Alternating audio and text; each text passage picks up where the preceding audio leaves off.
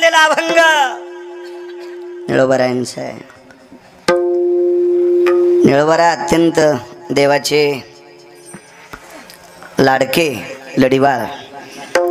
याच्या पलीकडे सांगायचं वैकुंठवासी माधव महाराज मगर म्हणायचे निळोबारायाच्या नंतर वारकरी संप्रदायानं कोणाचाही अभंग स्वीकारला नाही. विठाला विठाला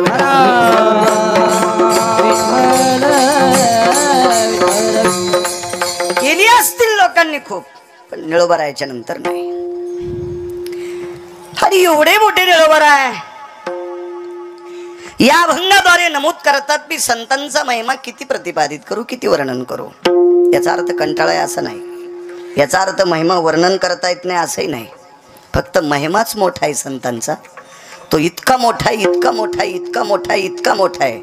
मला असं वाटतंय पंढरपुरातल्या मालकाला सुद्धा अजून संतांच्या महिम्याचा मेळ लागलेला नसावा, इतकी मोठी संत आहेत. विठाला विठाला.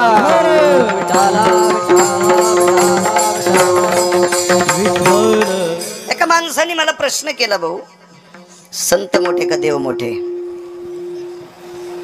त्याला म्हणलं तुम्ही वयस्कर माणसात, तुमच्या गळ्यात मोठी माळ आहे, तुम्ही बरेच कीर्तन ऐकले, कशाला गिरगावकराला खाजवायले? मी काल परवाचा कीर्तनकार, एवढं काय माझा अभ्यास नाही. नाही नाही लय ताणून बोलतात. ते म्हणलं ठीक आहे, मग तुम्ही उपेक्षात्मक बुद्धीने विचारायले का कळण्यासाठी विचारायले? ते म्हणले नाही कळण्यासाठीच विचारायले. मग पंढरपुरातल्या मालकापेक्षा काशीतल्या मालकापेक्षा मोठे संत आहेत. काय बोलता म्हणे बाळू महाराज गोळ्या संपल्यासारखं? तुम्हाला काय वाटतं का सरळ सरळ संत मोठे म्हणता तुम्ही? मग ज्ञानोबाराय तुकोबाराय मोठे तर भजन कोणाचं करतात? ते पंढरपुरातल्या मालकाचं. मग त्यांच्यापेक्षा मोठे असतील. हा तुझा दृष्टिकोन आहे म्हणलं. पण संतांपेक्षा देव मोठा नाहीच, देवाला मोठंच संतांनी केलंय. मोती भावे तुझा देव मोती भावे तुझा देव एका विसरोनी राहिलासी राहिलासी एका विसरोनी राहिलासी मोती भावे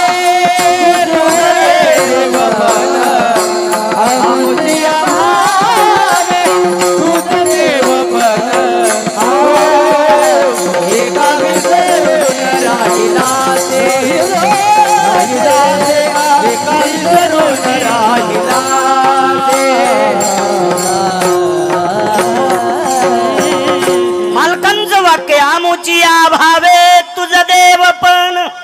देवा तुला देवपण देण्याची ताकद आमच्यात आहे. तुझा देवपण तुझा देवपण तुझा देवपण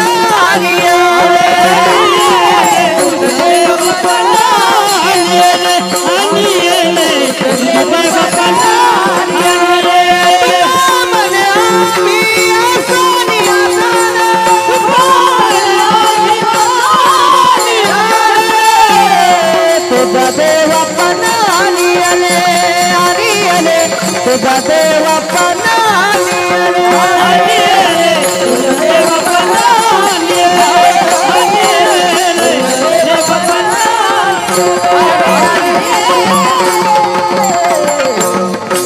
देहूतल्या मालकांनी सांगावा देवा तुला देवपणाला आम्ही आणलंय. कुळीची हे कुळदेवी केली ठावी संताने.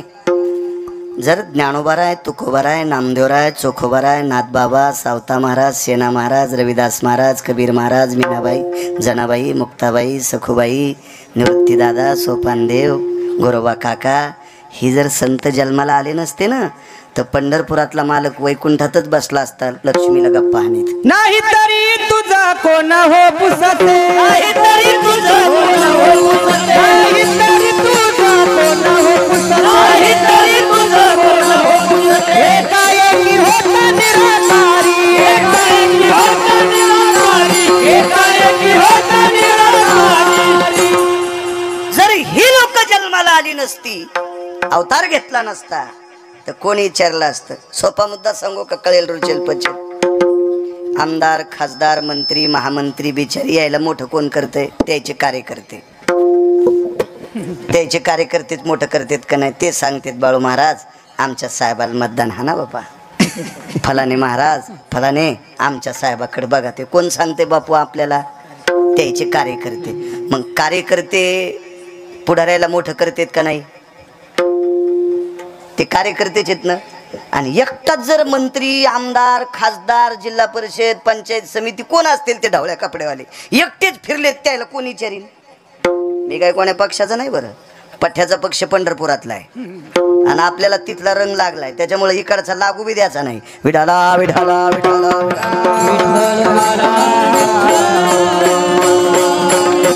राजकीय क्षेत्रात जशी त्यांच्या सानिध्यात राहणारी त्यांची कार्यकर्ते महाराज त्यांना त्यांचे प्रचार प्रमुख असतात, त्यांना ती मोठं करतात. तसं विटेवरच्या मालकाचे प्रचार प्रमुख संत आहेत. संत आहेत ते त्यांच्याशिवाय बरा दिसत नाही. मग संत मोठे आहेत. याच्याही पलीकडचं सांगतो. आधी शेती, मग संत आणि त्याच्यानंतर देव. एक जण म्हणला हे तर उलटच कुदान काढ. आधी शेती, मग संत आणि त्याच्यानंतर देव. कारण शेतीमध्ये प्राप्त झालेला आहार हा सात्विक असतो आणि सात्विक आहाराने विचाराची प्रणाली गोड होत असते. आणि ज्याच्या विचाराची प्रणाली गोड आहे त्याला संत कळत असतात आणि ज्याला संत कळते त्याला देव पचत असतोय. विठाला विठाला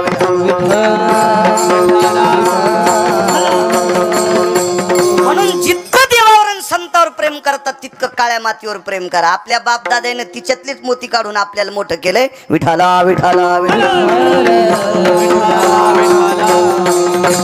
मग देवालाही मोठं करणारी संत आहेत. इतकी मोठी संत आहेत. त्या संतांचं मी किती वर्णन करू. निळोबाईला नमूद करतात संत किती मोठे आहेत. गिरगावचा बाळू तुमच्या पुढे मांडण्याचा प्रयत्न करेल. तत्पूर्वी मला मोठ्या श्रद्धेने, मोठ्या अट्टहासाने, भावयुक्त अंतकरणाने, गोड वृत्तीने मला आशीर्वाद द्या. मी तुमच्या पुढे बोलण्याचा प्रयत्न करीन. मोठ्या श्रद्धेने, मोठ्या अट्टहासाने चालत असलेली 75 वर्ष झाले अमृत महोत्सव. एवढ्या दिवसापासून चालत आलेली ही गोडशी परंपरा वैकुंठवासी परमपूज्य हरिभक्तीपरायण माधव महाराज पुंगळकर, वैकुंठवासी परमपूज्य हरिभक्तीपरायण नृसिंह महाराज परभणीकर आणि या सप्ताहाला मार्गदर्शक नियोजक लाभलेले मृदंग महामेरू राम महाराज काजळे भाऊ आदी करून गोड सर्व ज्ञानोबाराय तुकोबारायचे नामाचे साधक, सर्व कीर्तनकार, या सर्व कीर्तनकाराला प्रणाम करतो. उपस्थित श्रोते मंडळींच्या चरणी साष्टांग दंडवत करतो. दोन्ही मृदंगाचार्यांना प्रणाम करतो. दोन्ही बाजूचे ज्ञानोबाराय तुकोबारायचे साधक मस्तक माझा पायावरी या वारकरी संतांच्या हरिभक्तीपरायण भागवताचार्य आदरणीय नामदेव महाराजजी सुद्धा या ठिकाणी आहेत. आदरणीय धारकर महाराज सुद्धा आहेत. आदी करून तुमच्या बाजूला बसलेली सगळी महाराज मंडळी, बापू सुद्धा जोरून आलेत. आदी करून पंचक्रोशीतून आलेली सर्व गावकरी मंडळी, सर्वांना कोटी कोटी धन्यवाद. मला काय सगळ्यांचे गावातले नाव पाठ नाहीत, माफ करा. कोणी फोन केला, येण्याचा योग आला. उपस्थित सर्व श्रोत्यांना पुन्हा एकदा प्रणाम करतो. पवन तुलाही धन्यवाद देतो आणि माझ्या अभंगावर येतोय. विठाला विठाला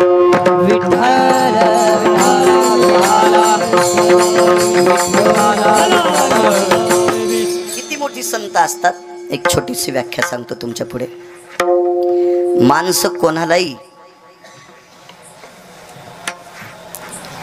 आपल्यापेक्षा थोडंसं काही दिसलं की त्याला लोक नाव ठेवतात, पण नाही ठेवायचं.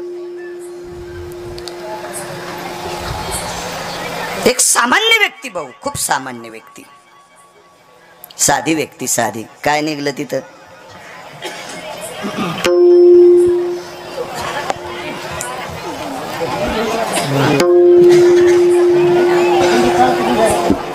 उंदीर आसन. आणि उंदराला बी महाराज म्हणाल्यात का?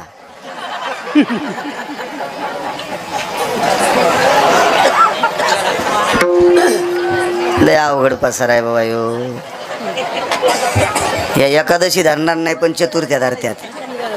सप्त्याला दम नाही, भागवताला दम नाही, रामायणाला दम नाही, आता शिवपुराणाला बी दम नाही, तरी पण यायला गुण नाही. काय करा, अवघड गोष्ट आहे. तुम्ही तर टाकला नाही रे वरून, नाही का? हिशोबात राहा, खजी नाही होत. विठाला विठाला विठाला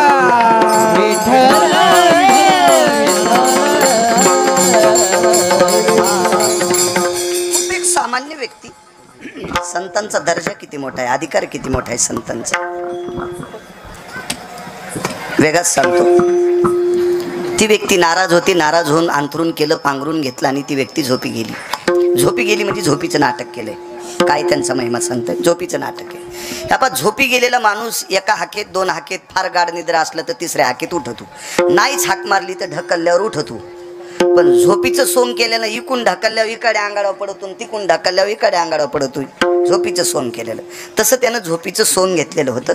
आणि खूप प्रयत्न केला आईनं, वडिलांनी, त्याच्या बंधूनं, त्याच्या बहिणीनं, अजून कोण भावाचं लग्न झालं असेल त्याच्या भाऊजाईनं सुद्धा विनंती केली, दादा उठा उठा, पण ते उठत नव्हतं. शेवटी हे 2-3 दिवस झालं पोरगं उठत नाही. याच्या करता संत किती मोठे असतील याची व्याख्या सांगतोय. काय त्यांचा महिमा, किती मोठे आहेत संत, देवापेक्षा किती मोठे आहेत याची व्याख्या सांगतोय.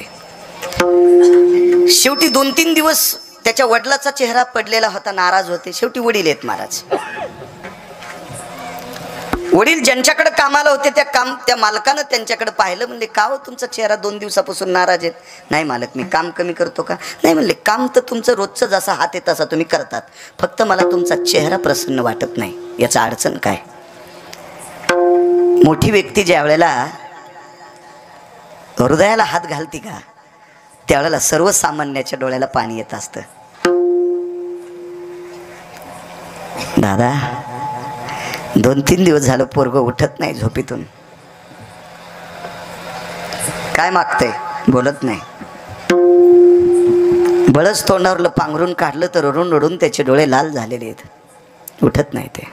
बर मोठा माणूस त्या काळातला, भारदस्त श्रीमंत, आकड्याची काठी, कुरकुर वाजणारा बूट, गड्याच्या पाठीवर पाय देत नव्हता त्या बुटानं, असा चांगला मालक होता. चांगला होता. आणि वजनदार माणसं होती त्या काळातली. सगळी लोक वजनात राहत होती ना, आणि पुढच्याचंही वजन सांभाळत होती. त्याच्याकरता लोक त्यांचा आदर करत होते. पूर्वीच्या काळातला बापू मोठा माणूस रस्त्याने चालला की बायका पदर घेत होत्या, कारण ते चुकीचं वागत नव्हता. याच्याकरता बायका पदर घेतात. आता हे नीट वागत नाहीत याच्याकरता त्याने मुद्दाम खांद्यावर टाकलेत. खांद्यावर नाही, आता आसूड टाकल्यासारख्या सोडायल्यात. आसूड कसा टाकते तसा. कारण आचारसंहिता एकानं पाळायची नसती. दोघांना प्रेम हे एक पात्री नसतं. बरं प्रेम कधी एक पात्री नसतंय. एकानं सांभाळायचं असं नाही, प्रत्येकानं सांभाळायची असते आचारसंहिता. पूर्वीच्या काळात मोठी माणसं आचारसंहिता सांभाळीत होते म्हणून लहान माणसं जपत होते. मालकाच्या पुढे बिडी वाढायचा नाद जरी असला तरी गडी वडीत नव्हता. मालकाला माहीत होतं, हटावूनच ओळखीत होता गडी बिड्या वडीते, वट काळे पडलेले. पण मालका देखता वडीत नव्हते ना. आधा कदा मालक पुढून आला तर मांडीलाही जित होते. हो आता जर मालकच गड्याला म्हणत असेल डबी आहे का, तर मग कोण आचारसंहिता पाळणार. नेहमी आचारसंहिता. पूर्वीच्या काळातली सून सासऱ्याच्या पुढे पदर पडू देत नव्हती. याचं एकमेव कारण होतं, सून काम करताना बजबज सासराही घरात फिरत नव्हता. ते त्याच्या बैठकीत बसत होता. आवाज दिल्याबरोबर चहा दूध कॉफी देत होती. जेवायला वाढा आदरात. आता सासरा जर चुलीला पाय लावून शेकत असेल तर तिनं पदराला खेळा ठोकाव का. उलटी पेटलेली धुलपी याच्या तोंडात इकून हातुड्यानं हाणावून इकून काढावा. मर्यादा आहे. सासऱ्याच्या पुढून जाताना सुनानं पदर पडू द्यायचा नाही, आणि सून स्वयंपाक करत असताना सासऱ्यानं चुलीला पाय लावून शेकायचं नाही. ही ज्याची त्याची आचारसंहिता. प्रेम हे एक पात्री नसतं. दर्जा होता त्या काळात. भारदस्त माणूस रस्त्याने चाललाय, शिवाय गड्याच्या घरी चाललाय. आणि परंपरा होती, केवढा जरी श्रीमंत असेल, मुनीम जर घरी नसेल तर गड्याच्या भाकरी आणण्यासाठी मालक दुपारी जात होते. हा दर्जा होता पूर्वीच्या काळातला. म्हणजे अशी लौकिकता गोडशी होती. एवढा मोठा भारदस्त माणूस त्या काळातला 200-400 एकरचा मालक मंदिराला दर्शनाला जात असताना घोडीवर बसून जायचा. पण आज गड्याची तर पायी पायी चाललाय. पाहू आवाज दिला, अरे घरी आहेत का. शेजारची एक व्यक्ती गेली. हो मालक आलेत. वाकत आले. बसायला पोतं टाकलं. कशाच्या परिस्थित्या गोड होत्या. पोते तरी कुठं होते. जीनच्या पॅन्टीवाल्याला जरी माहीत नसेल तर आपल्या आजोबा पंजोबाला विचारा. पावसाळ्यात गड्यानं जर पोतं मागितलं तर पुन्हा पोतं वापस जाताना मालकाच्या खुंटीला अडकून जावं लागत होतं.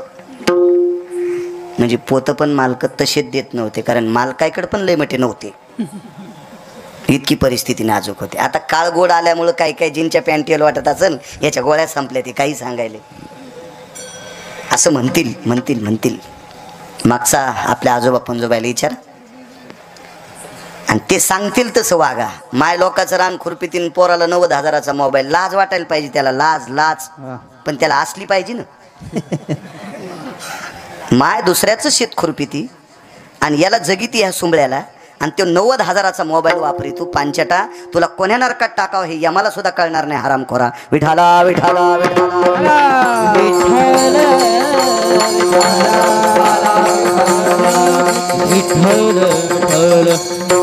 बसायला पोतं टाकलं. मालक आलात. हो म्हणे. कुठे मुलगा? झोपलेला आहे. जवळ गेले. अरे वडिलांच्या मालकाचा आवाज ऐकल्याबरोबर पांघरूनच फेकून दिलं. काय काम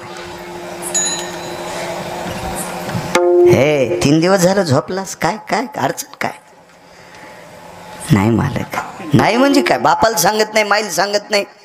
काय अडचण काय तुझी? पाहिजे काय तुला? रडू लागलं. बसा सावकार. आदरयुक्त व्यक्ती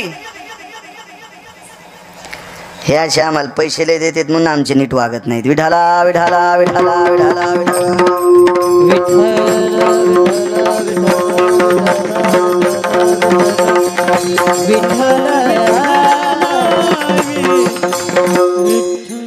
मी नाही चुकणार. पण नाही चुकणार कधीच नाही. आणि ज्या दिवशी या कपड्यावर चूक शोभत नाही अशी चूक घडल त्या दिवशी समुद्र पाहिल. विठाला विठाला विठाला.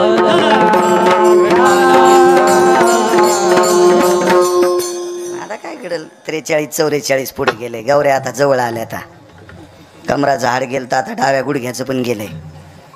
हळूहळू 2-4 हाडं जातील. मोकड्या बसतो बाळ्या. पोरानं दिलं तेच खातून कशाला आगावपणा करेल. विठाला विठाला विठाला.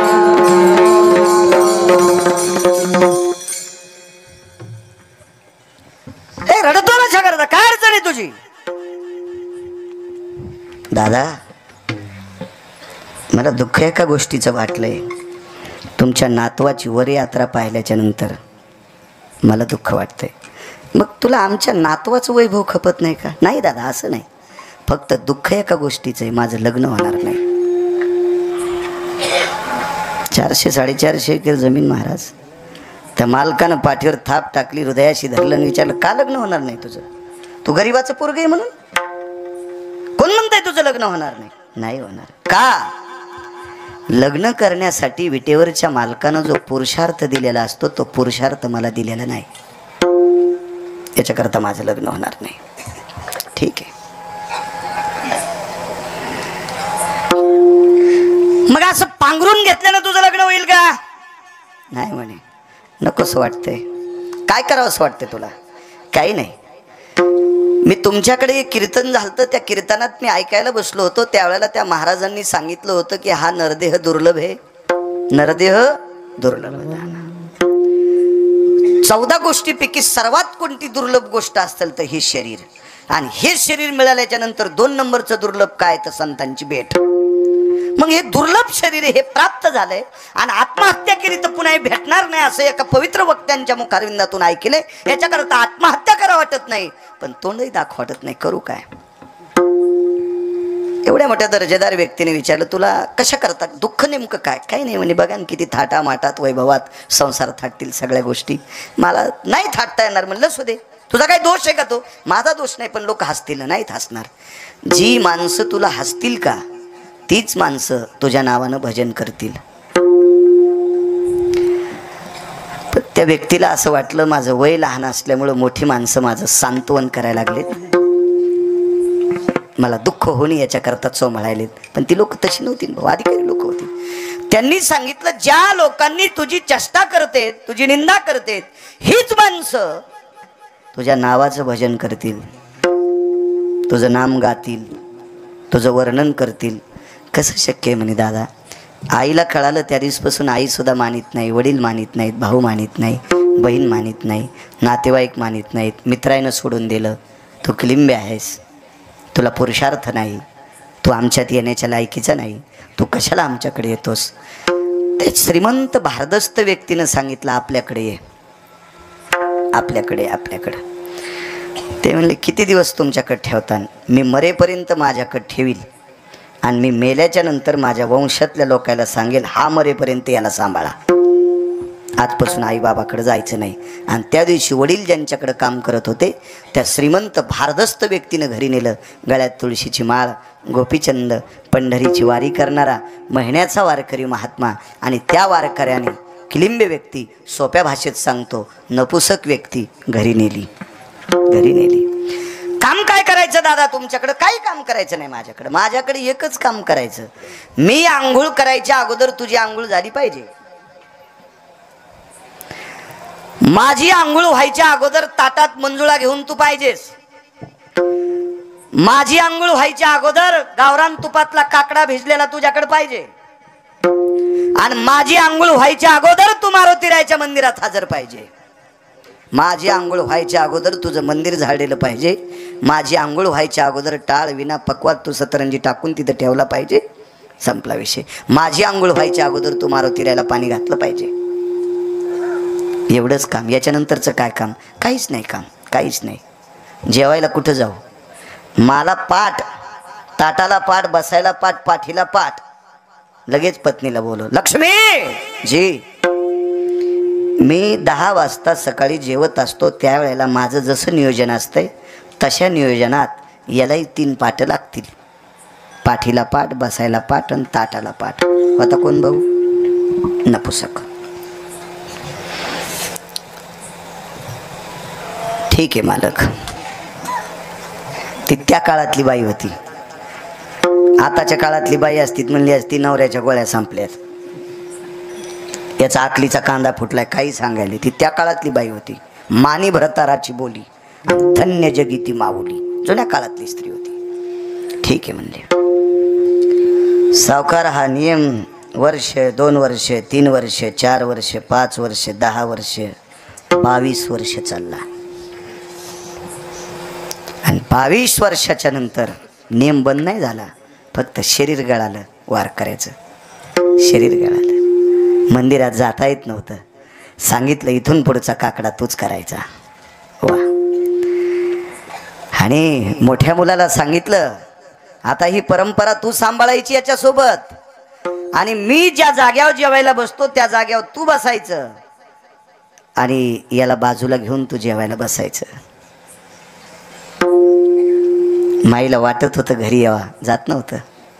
बापाला वाटत होतं घरी यावा, जात नव्हतं. भावाला वाटत होतं घरी यावा, जात नव्हतं. कारण घरी जावा अशी वागणूकच यांनी दिली नव्हती. इतका तिरस्कार केला रक्ताच्या नात्यातल्या लोकांनी, जावंच वाटत नव्हतं. कालांतराने ज्यांनी भजनाला लावलं ती व्यक्ती मृत्यू पावली. आता वयातली, त्याच्या वयातली काही सगळी तरुण म्हणायची आता ज्यानं परमार्थाला लावलं ते मेलं. आता याचं कसं काय होईल? याचं पुढे कसं होईल? ह्या कुटुंबातली लोक आजमावतील का? स्वीकारतील का? मान्य करतील का? काय त्यांचा महिमा सांगतोय? मान्य करतील का? व्यक्ती गेल्याच्या नंतर फारसं दुःख झालं. एका मोठ्या व्यक्तीचं वाक्य सांगतोय. त्या व्यक्तीनं मंदिरातला काकडा बंद केला. या नपुसक व्यक्तीनं मंदिरातला काकडा बंद केला आणि ज्यांना भजनाला लावले त्याला जिथं जाळलंय तिथं काकडा सुरू केला. मला ज्यानं परमार्थाला लावले त्याच्या समाधीपाशी काकडा. दुःख वाटायचं. ज्या व्यक्तीनं आपल्याला परमार्थाला लावले ती व्यक्ती निघून गेली तरी पण लोक हसणं बंद करत नाहीत. करावं काय? एके दिवशी तोही जात राहिला. महाराज त्या कुटुंबातल्या लोकांनी अंत्यविधी केला. बाकीचे काय विधी असतील ती सर्व पार पाडले. ती व्यक्ती निघून गेली. जागा कुठे भेटली माहिती भाऊ? वैकुंठात. त्या लागी विमान पाठविले. वैकुंठात. वैकुंठात. वैकुंठात गेल्याच्या नंतर ज्या वारकऱ्याने भजनाला लावलं तो वारकरी एका खुर्चीवर बसलेला आणि दुसऱ्या खुर्चीवर ही व्यक्ती बसलेली. महाराज नपुसक क्लिंब्य बापू ती व्यक्ती त्या खुर्चीवर बसलेली आहे. कधून अंतःकरण आलं ते वैभव पाहिल्याच्या नंतर आनंदाश्रू आले, हृदयाला मिठी मारली, हृदय पाजरत होतं, हृदय पाजरत होतं हृदय. आणि थोड्या वेळाला वेगळे अश्रू आले, आता का रडतो? मगाशी जे रडलो तुमचं ऐकल्याच्या नंतर जीवनाचं सोनं झालं, अधिष्ठान वैकुंठात प्राप्त झालंय, हे आनंदाश्रू होते. पण दुःख एका गोष्टीचं आहे की अजूनही खालच्या लोकांनी निंदा बंद केलेली नाही. काय सांगावं वारकऱ्यानं, आता निंदा करीत नाहीत, आता सकाळच्या काकड्यात तू नाव घेतेत. कानो पात्रा खोदू पिंजारी तो दादो, कानो पात्रा खोदू पिंजारी तो दादो, पात्रा खोदू पिंजारी सोदा, भजनिया भेद हरीचे पाये, भजनिया वेदो हरिचे पाय, भजनिया वेदो हरिचे पाय. कानो पात्रा खोदू पिंजारी तो दादो, भजनिया भेद हरीचे पाये, भजनिया भेद हरीचे पाये.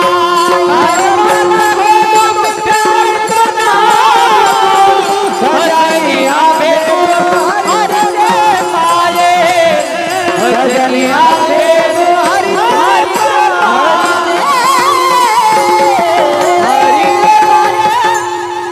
महाराष्ट्रात नव्हे, हो पृथ्वीवर ज्या ज्या देशात वारकरी संप्रदायाची परंपरा आहे त्या परंपरेत हा अभंग घेतल्याशिवाय काकडा पूर्ण होत नाही. सावकार अभंग काढू शकत नाही कोणी बाजूला. एखादा जर म्हणला या अभंगामध्ये त्याचं नाव आहे खोदू पिंजारी तो दादू, भजनी अभेदू हरीचे पाय, आहे का बापू हिम्मत कोणाची अभंग बाजूला करायची? पंढरपुरातला मालक इतका हानीन, हा इंचभर जागा ठोचा नाही लाल करायची, कारण त्याला आवडेल महाराज, त्याला आवडेल. दृष्टांत संपला. आईनं बापानं कुटुंबातल्या लोकांना वारीत टाकलेल्या माणसाला, वारकरी संप्रदायातल्या आधारीव लोकांना त्याचं नाव घेण्यासाठी भाग पाडते. काय मोठी व्याप्ती संतांची असेल, म्हणून मालक पहिल्या कडव्यात काय त्यांचा महिमा वर्णू वारंवार, काय त्यांचा महिमा वर्णू वारंवार, काय त्यांचा महिमा वर्णू वारंवार, काय त्यांचा महिमा वर्णू वारंवार.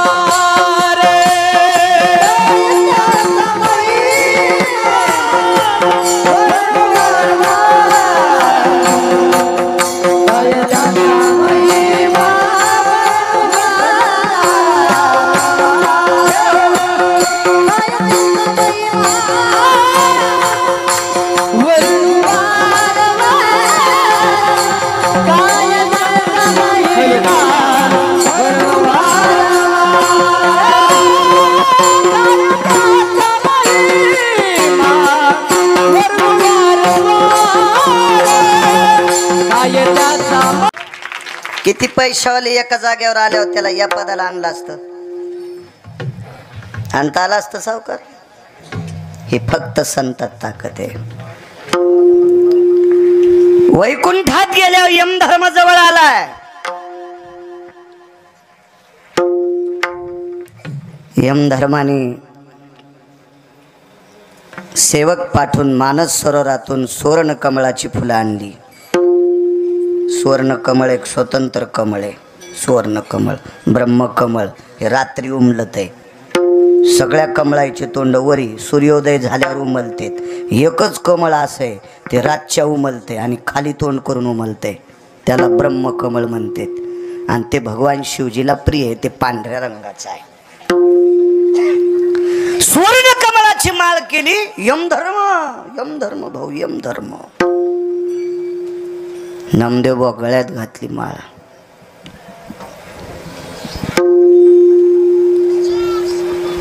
ते खुश नाही झालं ते पोरग. त्यावेळेला मुलगा नसेल ना तो, पण खुश नाही झालं बापू ते. श्रुती मातेनं प्रश्न केला, यमधर्म ठराविक लोकांना मानतय वरी आल्यावर, आणि तुमच्यापैकी एक तुम्हाला मानलंय, तुम्ही प्रसन्न का नाहीत? ते म्हणे मला याचं दुःख वाटतंय, मला वैकुंठात आणले, यम धर्म माझ्या पाया पड, मला माळ घालतोय, मला मालक का भेटत नाही. आणि मग यमानं व्यवस्था केली शेषाच्या आसनावर, क्षीरसागराच्या ठिकाणी रात्री नेलं. तिथं दिवसा सापडतो का देव, रात्री नेलं. पौर्णिमेची रात्र, ती रात्र होती उद्याची 15 तारीख. ती कोणती रात्र आहे? उद्याची 15 तारीख, काकड्याची पौर्णिमा, चातुर्मासाची पौर्णिमा. आणि या पौर्णिमेच्या दिवशी शेषाच्या आसनावर शयन घोड हा पलंग येतो, हो तिथं नेले.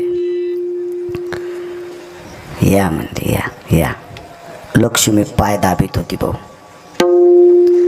भगवंतान पाया खडे का खडे, औक्षण काढ म्हणले त्याचं. आल्या आल्या कसे गिरगावकराचे तुमचे पाय धुतले. लक्ष्मीनं ताट घेतलं सावकार, दिवा तुमच्याच दुकानातला असन सोन्याचा. सोन्याचा दिवा, सोन्याचं ताट बापू. लक्ष्मी औक्षण काढायला तरी पठ्ठ्या खुसच नाही. काय आईसाहेबांनी विचारलं, श्रुतीने विचारलं, लक्ष्मी ओवाळती, लक्ष्मी ओवाळू द्या हो, मालकान बोलू द्या ना मला. माणसं असतात काही फार असतं. कोणापासून हुशार झाले? संतांपासून. भगवान उठले आणि अशी गळ्याला मिठी मारली. क्षीरसागराच्या ठिकाणी निद्रा करणारा देव उठला. मला एकदा एबीसी फॉर्म भरायचा होता फीस माफ करण्यासाठी, लय काय शिकलो नाही मी. पण ते एबीसी फॉर्मवर सरपंचाची सही शिक्के असले की ते जरा फीस माफ होत होती. आमचं सरपंच गेलं कुठंतरी फिरायला आणि उपसरपंचाकडे शिक्के ठेवून गेलं. मी त्याच्याकडे गेलो तर असं गेलतो सकाळी 7, 7:30, 8 वाजता. इतकी उपसरपंचाची बायको वसकली. माय कळतं का रे म्हणले तुम्हाला, थोत्र घेऊन चालतात पहाटच, आणि 8 वाजता पहाट असती का? आणि एकच बूट होता दारात, म्हणजे तिच्या नवऱ्यानं रात्री एक हार पिलता बी. आणि त्याची बायको इतकी वस सोटली रिंगे पाटील माया, इतकी वस कोटली, इतकी वस कोटली.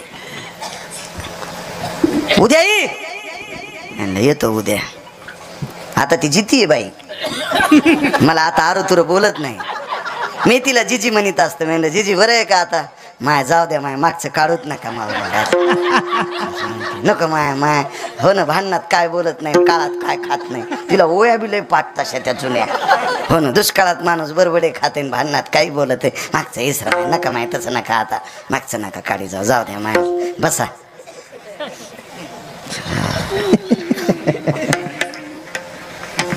2-3 शेळ्या लेंड्या झाडू लागली. इतकी वसकुली बघू. विश्व ज्याच्या ताब्यात त्याला जगाचा बाप म्हणतात. देखवी ऐकवी एक नारायण.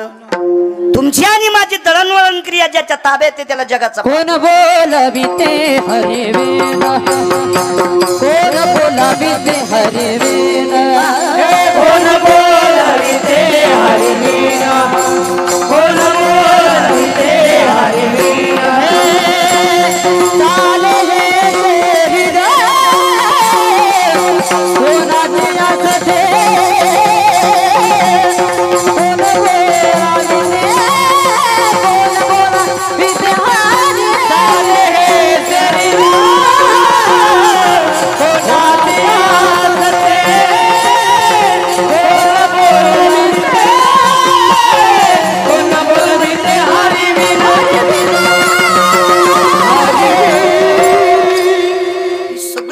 ज्याच्या ताब्यात.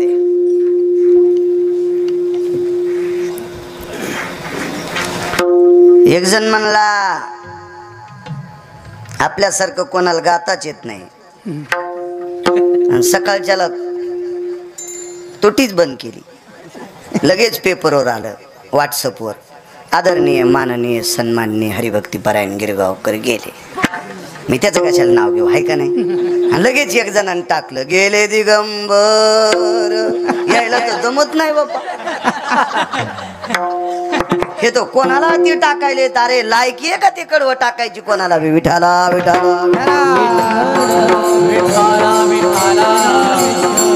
अहो, इथून आपण घरी जायचं जायचो का न जायचो, ज्याच्या हातात आहे त्याला जगाचा बाप म्हणतात. रातच्या उठलाय रातच्या, बाईन 3दा वापस केलं तुम्हाला. तिने वापस केल्यावर पुन्हा शाळा सोडून दिली. नकोच म्हणलं, जाणत नको. हो नाही, तिच्यामुळे नाही सोडी, दुसरेच कारण होते. उगा कशाला तिच्या नावान खडे खायचे बिचारीच्या. असते ज्याच्या त्याचा प्रारब्धाचं ललाटीचे लिहिले न पुशे काय. आता काय ज्याच्या नशिबाचा जोर त्याचा कोणा खांदी चोर. आता काय कमी हे. पण मग ऐकायचं नाही रे, तुम्ही शाळा शिकाय खजिने हो. हो गिरगावच्या बाळ्याचं धकलं न शिकताना तुम्हाला येड्यावानी होईल, पुटाने खावं लागते. तुम्ही शिका चांगलं. हो शिक्षण, अरे शेती बी शिकल्याशिवाय करता येत नाही. हो कोणतं बी देईन ना घुसडून ते.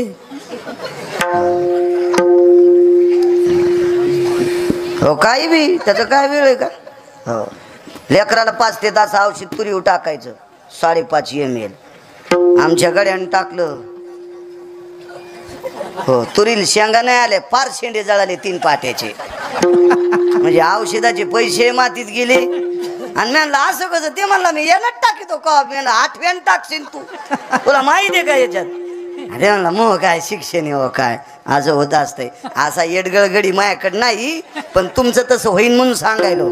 माझ्या गोळ्या संपल्यात का, इतका नालाय गडी सांभाळायला मी. विठाला विठा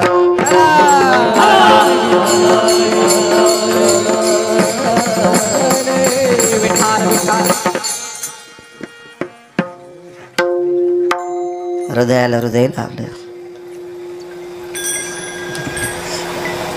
देवाला इच्छाडलं, देवा मला माय बाप किंमत देत नव्हती, मला वैकुंठात बशीलस. मला मित्र मानित नव्हते, मला यमधर्म हार घालतोय. मला सर्वसामान्य मानित नाहीत, महाराष्ट्रातले दिग्गज वारकरी माझं नाव घेतात. मला माझ्या जन्मदात्या आईनं ववाळलं नाही, मी क्लिंबे कळाल्यावर, पण मला लक्ष्मी ववाळती. मला पुरुषार्थ का द्यायला नाहीस. काय बहादूर होतो पाहते. मला पुरुषार्थ का द्यायला नाही. पंढरपुरातल्या मालकानं सांगितलं, मला बायोडाटा पाहिल्याशिवाय कोणाचं चांगलं करता येत नाही. म्हणजे कशानं करतो देव, प्रारब्धानुसार. त्याच्या पलीकडे देवाला रस्व दीर्घ बदलता येत नाही. आणि प्रारब्ध बदलायची ताकद कोणात आहे, संतात आहे. काय त्यांचा महिमा वर्णू वारंवार किंवा वानू वारंवार. तुमचे एक सावकार होते, अहमदाबादचे सोनार. त्याला एक अडचण होती. फार पैशावाला माणूस, खूप मोठा. गाव अहमदाबाद गुजरात मधलं. आणि खूप प्रयत्न केले भाऊ, पण ती अडचण दुरुस्त होत नव्हती. आणि एका व्यक्तीनं सांगितलं, तुमचं हे दुःख आळंदीतले मालक दूर करतील. आणि ती व्यक्ती आळंदीला आली. माऊली महावैष्णव ज्ञानोबारायच्या समाधीवर डोकं ठेवलं, आपली व्यथा मांडली. पुढच्या 15 दिवसात ते दुःख निघून गेलं. आणि पुढच्या वारीला आले ते एक नारळ घेऊन आले, मोठं नारळ असं चांगलं, पाण्याचं नाही भाऊ. ते नारळ शेंडी सगत होतं. त्याच्यात एक सळई घातली लोखंडाची. त्या सळईनं त्याला छिद्र पाडलं. डोळे असतात नारळाला, त्या डोळ्यावर ते फोडलं, त्याच्यात छिद्र पाडलं. ते कोरून कोरून खोबरं पाणी सगळं बाहेर काढलं. आणि त्याच्यात सावकार हिरे भरले, हिरे, आणि कणिक लावली. आणि ते नारळ, तुळशीच्या मंजुळाचा हार माऊली महावैष्णव ज्ञानोबारायच्या समाधीवर ठेवला. काय त्यांचा महिमा सांगतोय. साधूच्या मनात आल्यावर काय होईल, देव नाही करू शकत. देव तुमच्या प्रारब्धानुसार. त्याला त्याचं बदलता नाही आलं तर तुमचं काय, कर्मे श्रीराम. हा त्याला देव हा जीव दशेला आल्या, देवालाच त्याचं प्रारब्ध बदलता येत नाही. प्रारब्ध बदलायची ताकद कशालाच मोजित नाही, ती फक्त संत असतात. ती संत उलट देवावरचं दुःख दूर करण्याची ताकद त्यांच्यात आहे. एवढी मोठी शक्ती संतात आहे. आणि मग ते नारळ ठेवलं. ते अहमदाबादचे सोनार तिथंच मुक्कामाल. तुम्ही दिसल्यामुळं आठवलं त्याचं चरित्र. आणि मग संध्याकाळी ज्ञानोबाराय स्वप्नात गेले, हे नारळ तुकोबारायकडे देऊन टाका नामदेव बुवा. ते सकाळी आले आणि पुजाऱ्याला म्हणले, मी नारळ ठुलेल. ते म्हणले, तुमचं तसंच ठुले व ते देऊन टाका. ते म्हणले, काय माणूस हो, समाधी ठुलन वापस मागायला. हा ते म्हणला, मी कशाला वापस मागू, मालक स्वप्नात आले तुकोबारायला द्यायचं सांगितलंय. बापू ते नारळ तुळशीच्या मंजुळाचा हार देहूला पायी पायी जाऊन त्या अहमदाबादच्या सोनारानं तुकोबरायकडे बापू ते हारण ते नारळ देऊन टाकलं. त्याच्यावर बीड जिल्ह्यातले एक विद्वान पंडित आचार्य शास्त्री त्या काळातले, म्हणजे 400 वर्षापूर्वीची गोष्ट असेल बहुतेक, त्या काळातला विद्वान पंडित वेदांतिक, आणि ज्ञानोबरायने त्या व्यक्तीला सांगितलं जा तुमचं समाधान तुकोबराय करतील. ती व्यक्ती गेली, तुकोबरायला नमस्कार केला, हातानं पगडी पाहिली, जानवं पाहिलं, गळ्यातल्या माळा पाहिल्या, विद्वत्तेचं तेज पाहिलं, आणि तुकोबरायने लोटांगण घातलं. त्याने फक्त हात जोडले. तुकोबरायने लोटांगण घातलं, लोटांगण. कारण तुकोबरायला माहित होतं कोण्या कोर्टातून आलंय. काय ज्ञानेश्वरी ही पाठविले धरणे, ही पाठविले धरणे, ही पाठविले धरणे. काय ज्ञानेश्वरी ही पाठविले धरणे, ही पाठविले धरणे, ही पाठविले.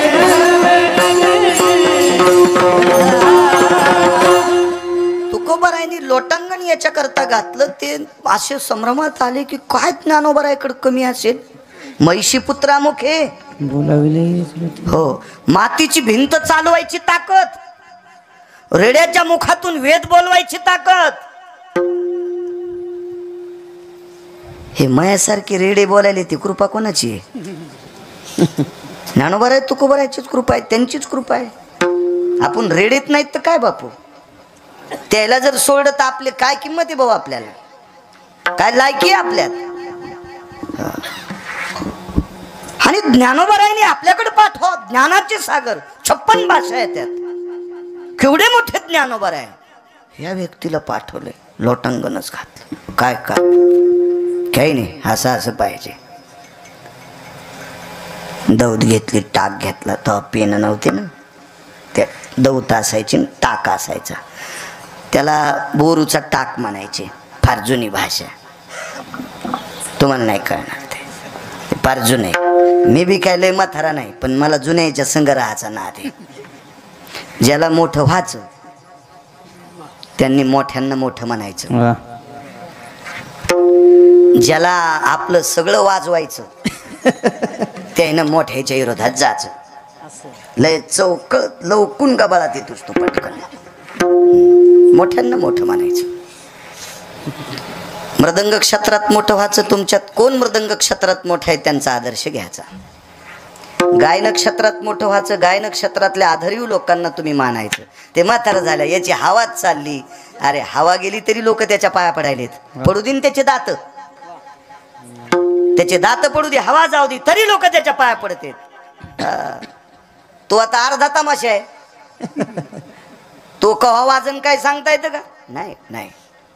जगन्नाथांना पवार म्हणायचे, ज्याला संसारात मोठं व्हायचं त्यानं बारक्याकडे बघायचं, आणि ज्याला परमार्थात मोठं व्हायचं त्यानं मोठ्याकडे बघायचं. अण्णांचं वाक्य होतं. काव्यतीर्थ महाराष्ट्रातले पहिले 3 शास्त्री, त्याच्यापैकी एक जगन्नाथांना.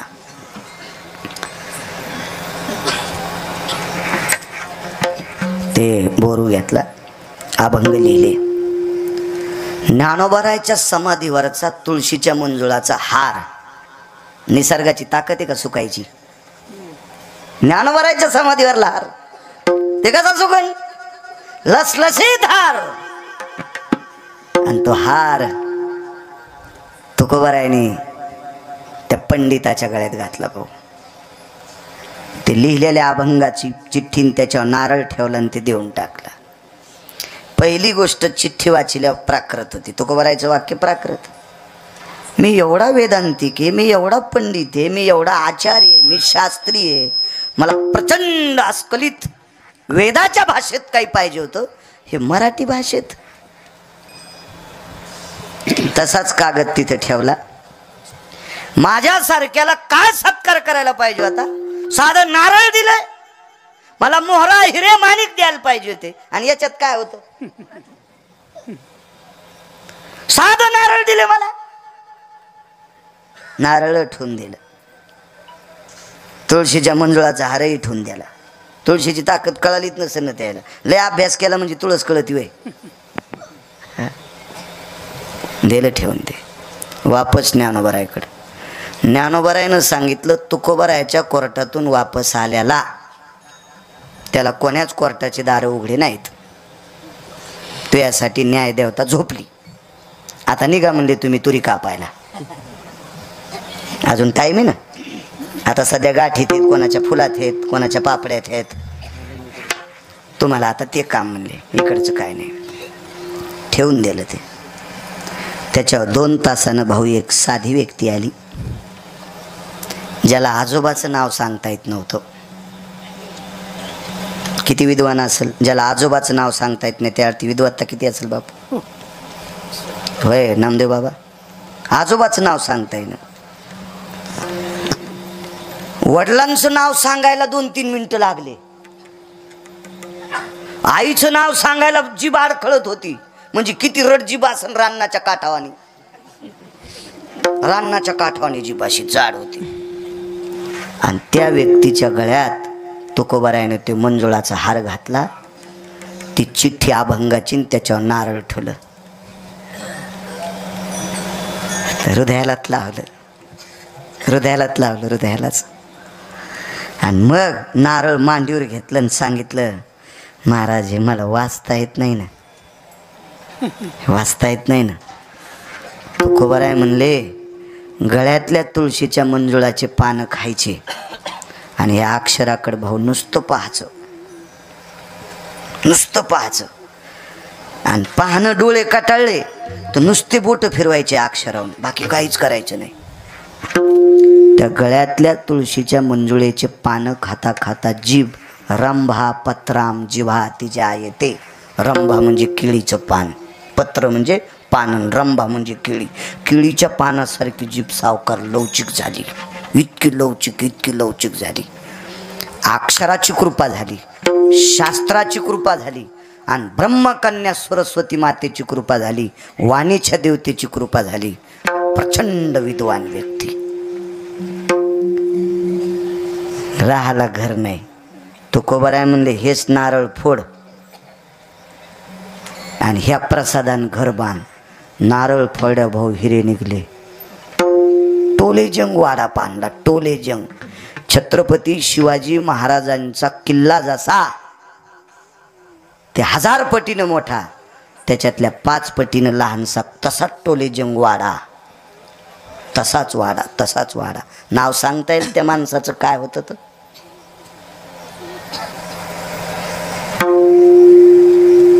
जाऊ द्या पुन्हा कुठं परिसरात कीर्तन असल्यावर तोरक ध्यानात आणा मी बी तितकं बाजूला ठेवतो कारण हे जितके हुशार होतील का तितके आमचे लोक नीट कीर्तन करतील आणि हे गा फिलवानी राहिले भाऊ की मग आमचे गाणेच म्हणणार आहेत विठाला विठाला विठाला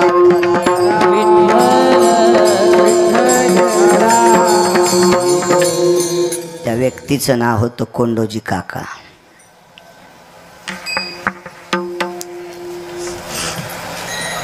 अभंगाच्या ताकदीनं तुळशीच्या पानानं जीग इतकी पवित्र इतकी गोड झाली मावळात तुकोबारायचं कीर्तन त्या कीर्तनात ही व्यक्ती बसली आणि तुकोबारायला खाली बसून प्रमाण दिलं ते कीर्तन ऐकायला अनगडशा फकीर मंबाजी गोसाई आणि रयतेचे राजा छत्रपती शिवाजी महाराज ते कीर्तन ऐकायला आणि छत्रपती शिवाजी महाराजांनी सोनबा ठाकूर नावाचे पक्वादेव होते त्यांना विचारलं तुकोबारायला कीर्तनात प्रमाण देणारी कोण व्यक्ती कोंडोजी काका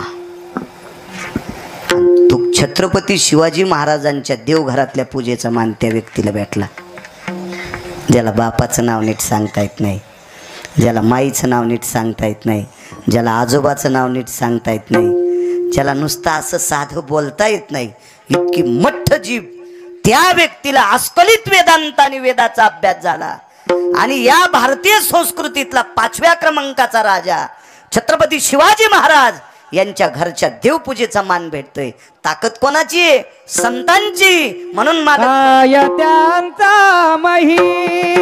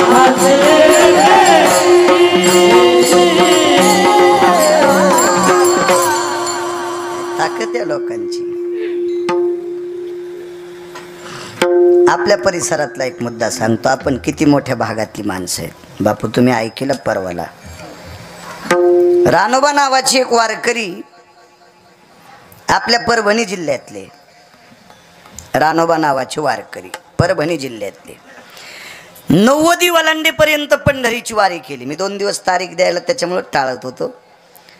मी मागच्या वारीपासून आषाढीपासून म्हणलं आता महिन्यात 2 दिवस तिथे राहत जाऊ. आणि मग 28 दिवस लोकायचा नाही संसाराचा. हो, आणि महिन्याला 2 दिवस आपलं शुद्ध वारी करायची. तर म्हणले मग सकाळी सकाळी लवकर निघा, होतंय कीर्तन. जमलं येऊ. खरं तर ह्या 5-4 लोकांचं चरित्र वाचल्यावर वारी करण्याची इच्छा झाली. आपल्या परभणी जिल्ह्यातलं एवढं मोठं वय. रानोबा नावाच्या वारकऱ्याने 92 वर्ष वारी केली. 92 वर्ष. आपल्या जिल्ह्यातली व्यक्ती, नाव सांगतो पुढे तुम्हाला. वारी करून करून भाऊ पाय उलटे वाकले, गुडघे इकडे गेले आणि पंजे मधात आले. सावकार असे वाकले पाय. तर चालून चालून चालून घोट्याला घोटे घासत होते. त्या घोट्यावरचे कातडं निघून गेलं. त्या जखमा होऊ लागल्या. त्याच्यावर माशा बसायच्या, चिलटं बसायचे, थोडंसं रक्त व्हायचं, घाण व्हायची, ठसठस करायचे पाय. पण वारी नाही बंद केली. शेवटच्या टप्प्यात रानोबा वारकऱ्यांना त्यांच्या कुटुंबातल्या लोकांनी विनंती केली, किती दिवस वारी करतात, थकलात ना आता. ते म्हणले मग करू काय, आता तुम्ही आराम करा. एकच वाक्य सांगितलं, मला फुलाच्या पाकळ्या जरी 3 टाइम टाकून बदलल्या तरी हे शरीर घरी पडल्या एक दिवशी कुजणारे. मग मला वारी करता करता मरू द्या ना. काय त्यांचा महिमा सांगतोय. किती लोकांचा, या संत लोकांचा पॉवर किती मोठा आहे, अधिकार किती मोठा आहे. योग असा आला 90 वलांडली आणि एके दिवशी पंढरपूरहून गावाकडे परत येत असताना रस्त्यात असं मारुतीरायाचं मंदिर, त्या मारुतीरायाच्या मंदिरात त्यांचा मुक्काम. आणि रात्री 1 वाजता वाटसरूच्या रूपात पंढरपुरातल्या मालकानं प्रवाशाचं रूप घेतलं. आणि ज्या मंदिरात रानोबा नावाचे वारकरी भजन करून मधुकरी मागून आणली, खाल्ली, भजन केलं आणि झोपले, त्या मंदिरात रातच्या 1 वाजता त्या प्रवाशाने घंटा वाजिला. एवढ्या रात्री कोण आहे म्हणून असं पांघरण पाहिलं. शुद्धाची वारी, चांदण्याचा प्रकाश, थोडंसं मंदिर छोटं असेल 2-4 खणाचं, मारुतीरायाचं मंदिर, दिव्याचा प्रकाश. बघितलं तर कोणीतरी वाटसुरी उठले. कोण आपण? मी प्रवासी आहे. आवाज रे, प्रवासी, मी प्रवासी. वा, कुठून आलात? फार दुरून आलो. जेवणाची काही व्यवस्था? रस्त्यात गावच लागलं नाही दुपारपासून. 92 वर्ष संपलेली व्यक्ती तितक्या रात्री भाऊ उठते आणि खुंटीला अडकलेल्या उरलेली अर्धी मधुकरी, अर्धी भाकरी ती काढून पुढे टेकली. खा दादा. ती भाकरी खाल्ली. समोरच्या व्यक्तीने विचार केला, रात्री 1-1:30 वाजता आपल्याला पोटाची व्यवस्था केली, ह्या भाकरीच्या बदल्यात या म्हाताऱ्या वारकऱ्याचे आपण पाय दाबावा. पण ते रानोबा नावाचे वारकरी होते. समोरच्या व्यक्तीला सांगितलं, मी 4थ्या आश्रमात प्रवेश केलाय आणि 4थ्या आश्रमात ज्या दिवशी मी प्रवेश केला त्या दिवशी मी बायकोला सुद्धा आंघोळीला पाणी टाकू देत नाही. तर मी मधुकरीतली भाकरी तुला दिल्याच्या नंतर जर तुझ्या हातानं पाय दाबून घेतले तर निश्चित मला पुढच्या जन्मात बैल होऊन तुझ्या घरचा नांगर वढावा लागेल, कुत्र होऊन तुझं दार सांभाळावं लागेल. माझ्या पायाला हात लावायचं नाही. पण पुढचं लय हट्टी होतं ना. ते माणूस नव्हतं, ते पंढरपुरातलं होतं. माणूस कसे झाले ते? हा, आणि अर्ध्या भाकरीवर इतकी इमानदारी सांभाळायला इतके सोपे आहेत का माणसं? इतके सोपे आहेत माणसं?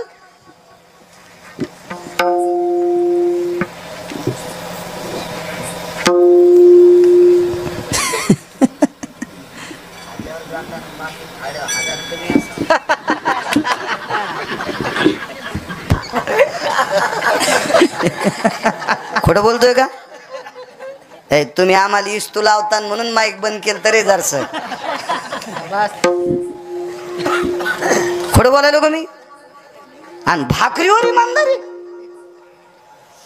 इतके सोपे माणसं. नाही हात लावू देत. तळपाय पाहिले रानोबा नावाच्या वारकऱ्यांचे तळपायाला जखमा झालत्या. जखमा. महाराज देवानं एक पर्याय शोधला आणि रानोबा वारकऱ्याचं अंतकरण जिंकलं. त्यांना सांगितलं तुम्ही चलताना तुमचे पाय वाकलेत, आता हे काही दुरुस्त होणार नाहीत, पण जखमा दुरुस्त करायचं माझ्याकडे औषध आहे. रानोबा वारकरी म्हणले देऊन टाका औषध. ते म्हणले नाही, औषध माझ्याच हाताने लावावं लागतंय. पहा किती रगिले. याचं कारण सांगू का तुम्हाला? आयुष्यभर पंढरपूरच्या मालकाची केलेली वारी, ह्या वारीचं कर्ज देवाच्या डोक्यावर होतं आणि संतांनी देव ऋणी केलाय. पैठणचे मालक सांगतात ब्रह्मांडाचा धनी,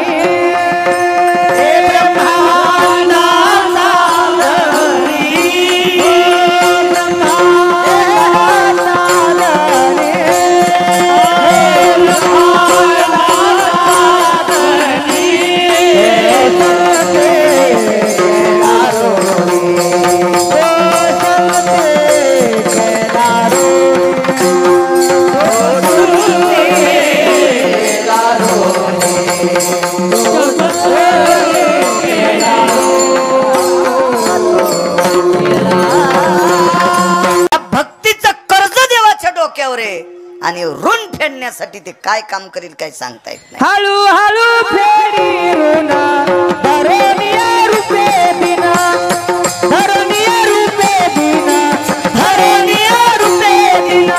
हळू हळू फेडी ऋण धरणीय रूपे दिना, धरणीय रूपे दिना, धरणीय रूपे दिना. मी रविवारी एक जणाचं गहू भिजवायला जात होतो आणि त्याच्याकडे इंजन होतं, पण त्या इंजनाला घोटी दिल्याशिवाय चालू होत नव्हतं.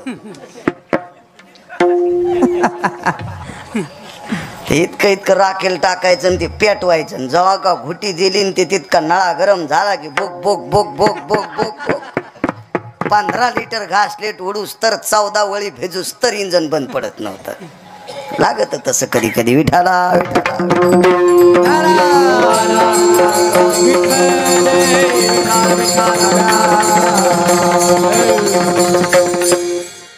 नाना प्रकारचे रूप बापू, कुठलंही रूप धरीन भाऊ ते नामदेव बुवा, आणि त्या भक्ताची सेवा करीन. नाही म्हणले द्या. तुम्हाला कसं कळत नाही वारकरी बाबा? तुमच्या हातानं जर कमी अधिक चोळण्याचं झालं, जर त्याचं रिॲक्शन झालं, जखमा जर मोठाल्या झाल्या तर मला पाप लागन ना. ते म्हणले पण मी पायाला हात लावू देत नाही ना. अहो वैद्य नारायण भावा, मी वैद्य आहे ना, डॉक्टर आहे ना. ठीक आहे म्हणले लावा. अहो त्यानं नुसतं डोळे उघडून जरी पाहिलं असतं सावकार तर जखमा नीट झाल्या असत्या ना, पण त्याला सेवा करायची होती. नुसते पाय चोंबाळले आणि डोळ्याचं पापण लवतंय तितक्या अवकाशात जखमा कायमच्या संपल्या. ते वारकरी काय साधा वारकरी थोडाच होता असा उड्या हाणणार. हो ते काय असा वारकरी थोडाच होता थोतांड्याच्या नादी लागणार. हो दम नाही आपल्याकडे सपता येईल, पण लय फुटक्या कानाची लोक आपल्या भागातले कोणाचं ऐकणार, पहिल्याचं सोडून देणार, लगेच दुसऱ्याचं सुरू. मेळ नाही मेळ नाही. आजही एखादं यायला व्रत सांगा बाई गिरगावचे बाळू महाराज म्हणलेत, बाई ते का साधे आहेत का? बाई बाई बाई लय पुराण सांगते तर मी तसं करीनच. नाही द्वारका, नाही मंजुळा, नाही अंतिका बाई, नाही चतुराबाई, असं कोण्या बाळ्याचं नको ऐकू. तू फक्त ज्ञानोबा आहे तुको भरायचंच ऐक. विडाला विडाला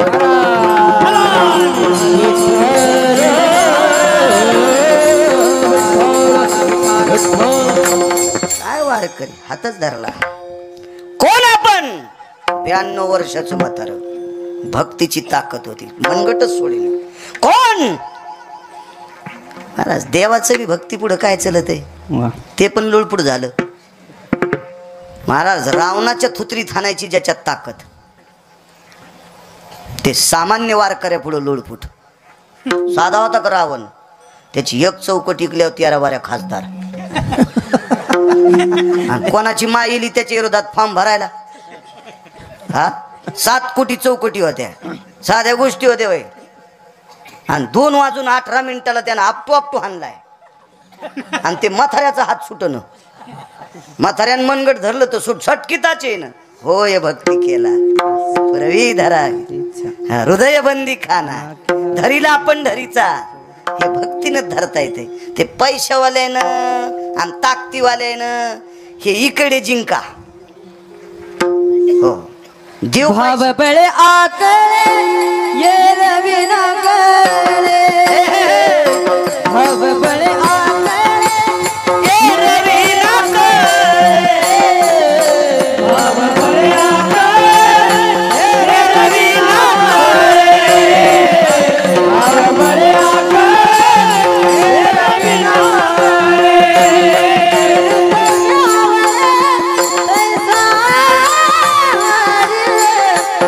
करते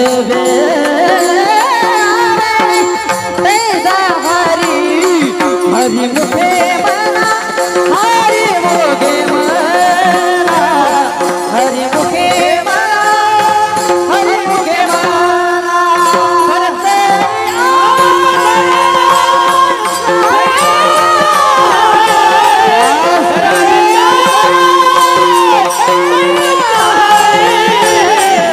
हरि मुखे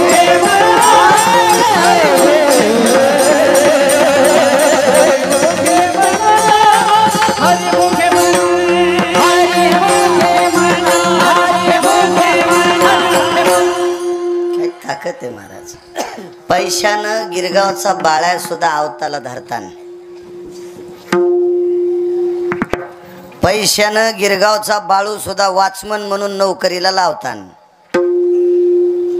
2 लोकायला नाही लावतायत, पंढरपुरातला मालक आणि दक्षिणेचा मालक. ह्या 2 लोकायला कामाला फक्त एकाच लोकांनी लावलंय, ती फक्त संत आहेत. दक्षिणेच्या मालकाला कामाला लावायला कोणाची मायवेली. उलट तुमच्या लोकांनी सांगितलं यायला घरी न्या, मग पाहुण्या रावण्याला फुलं करतात. डॉक्टर लोकांनी सांगितलं ना, आता घरी न्या, खाऊ पिऊ घाला, बबीला बोलवा, बब्याला सांगा. हो वची तुर्कस्तानात दिली, हो अंतिकी अरबस्तानात दिली, तिला फोन लावा, कुरिअर करा, आमक करा, तार पाठवा, घ्या बोलून. मग कोणी अंगूर, कोणी शेप, कोणी काही खाय ना बाई. बाई धट होती तर हवाळ काढले नाहीस. हो आणि बाईला डॉक्टरनं घरी पाठवले शेप खाऊ घालायली. टाका आता बाईच्या सरनाव. हो आमची आजी बिमार पडली, तिने आत्याला फोन केला, फोन नव्हते निरोप पाठीला. एकीनं काम, दुसरीनं फलानं काम, दिसतीनं तिसरं काम. आणि मग आत्या टेकली भितडाला. हो आत्या नाही आजी. आत्या कशी असं होतं ते मोबाईलवर लोड येतो ना. हो आली हो आमची आत्या अशी गाडीतून उतरली की तिथूनच तिला दोघं धरायला म्हणलं सोडा, ती कुठं पडत नाही काय नाही. हो अशी अशी इतकी रडायली बापा बापा. मला वाटलं आता आजी संग आत्या बी पेटवावं लागती का काय. इतकी आत्या अशी अशी अशी असं सोडून. हो मला एक जण म्हणला धरा ना, म्हणलं काय नाही धरायची, येते ती. सऱ्या सुनायला तिनं आहारी आणलंय, ही काय रडती म्हणलं अशी आत्या होती बा. दृष्टांतातली सांगायलो. इतकी नालायक आत्याचा एवढा गिरगावकर भाषा असतो का कुठं. अशा नालायक आत्याला आत्या म्हणत असतो का मी. आत्या आली बाई, माया बाईला बाळू शिरा लय आवडत होता, म्हणला आता कलही तापती बाई. आता वरी गेली ना आता शिरा खाती का. 8 दिवसापासून म्हणायलो आत्याला दुखायलं तर म्हणली बुचाड दाबायचं सोयाबीनचं. हो एक म्हणली पोराला पाहली आले, एक म्हणली आमक करायचंय. आणि आता आत्या भीतीला टेकल्यावर शिरा लय आवडत होता, घाल म्हणलं कलही तर आत्या खालून जायला. असे सारे नाटक सगळे सोंगाडे. काय काय माणसं बायला. एका घरी जेवायला गेलो डॉक्टर साहेबनी, जेवायला गेलो, भजे कुरड्या पापड्या हे पद्धतशीर असं जेवायला. तर आम्हाला कोणी करतात ना, करतं कोणी बी. जेवायला केल्या मग जवळच कीर्तन होतं तर मग तिथंच बसलो तर म्हणलं आता ह्या घरच्या लक्ष्म्या जेव्हा ती एकच बायको होती त्याला आणि बाहेरच्या तिघी जणी शेजारनी बलिलेल्या म्हणजे 4 जणींनी स्वयंपाक केला तर म्हणलं आता ह्या जेवायला बसल्या म्हणलं जेवा बाई हो महाराज जेवतो हात जोडे म्यावे म्हणलं जेव्हा आम्हाला जेव घातलं एकीच्या ताटात भजे नव्हते भाऊ आणि ती जिच्या ताटात डॉक्टर साहेब भजे नाही ती यजमानाची बायको होती म्हणजे ज्यानं जेव घातलं त्याची बायको तर मी हळूच करून म्हणलं दादा आम्हाला लय भजे वाढे तुमच्या मंडळीला उरले नाही म्हणे महाराज ती आता भजेच खात नाही म्हणलं कस काय ती तळतानाच खाती काय बाई म्हणलं बाबा वा म्हणलं काय माय म्हणलं वा अभंग इकडं लावायला पाहिजे हिला काय त्यांचा मायबा एक घरी जेवायला गेलो आताशी कीर्तन सुरू झाले अहो चांगलं सांगितलं असे बसले होते जसे तुरुक पिराला कापायला न्यायचे 2 तारखेला जसं यायला कापायचे परभणीला असे बसले होते माणसं विठाला विठाला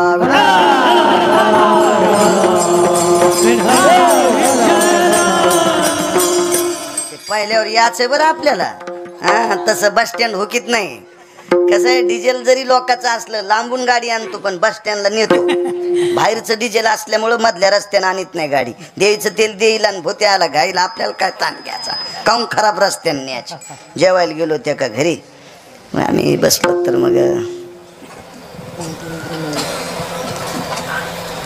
ते म्हणले महाराज चहा घेतान का म्हणलं घेतान का म्हणलं आता काय आवडत काम जालनापुरीचा आग्रह सगळा बर अगं 5-6 कप चहा ठेव बरं 7-8 कप दूध ठेव आमच्या संग बोके बी होते 2-3 होते 2-3 बोके त्याच्यात 1-2 पुन्हा कपात पेत नव्हते मोठा तरा आमच्या संचाल मी विचारलं कपात काऊन पेत नाही म्हणला मी काशी झाली ज्याच्या संग काशीला गेला त्याचे तिकटाचेच पैसे दिले नाही त्याची काशी केली आणि पुन्हा कपात चहा पेत नाही किती रुमण्यानं आणायला पाहिजे दात पडूच तर काय नाटकच सगळे होय ह्या संप्रदायात नाटक नाही चलत हो येते नाही खोटा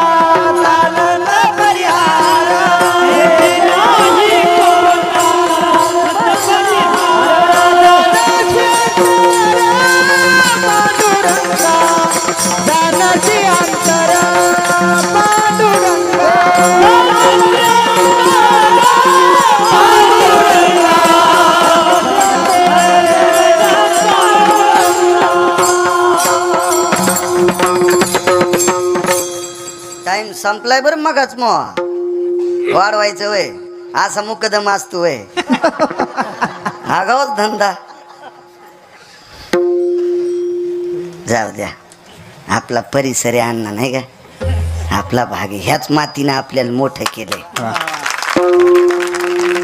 आता महाराष्ट्रात फिरत असेल काय ना म्हणून तर ह्याच भाषेत कीर्तन करायलो आज 5089 गाव झाले आता एकदा गेलेलं गाव ह्या गावाला फार दिवसापूर्वी आलतो मी 15-16 वर्षापूर्वी एक कीर्तन झालं काही ठराविक लोकांना माहीत बी नसेल ना कुठून माहीत तर ऑटो रिक्षात आलतो त्याच्यामुळं कुठून ध्यानात हो ना नवरी अशी भारी साडी घेऊन अशी आलेली दिसत असती आधी काय दिसती विठाला विठाला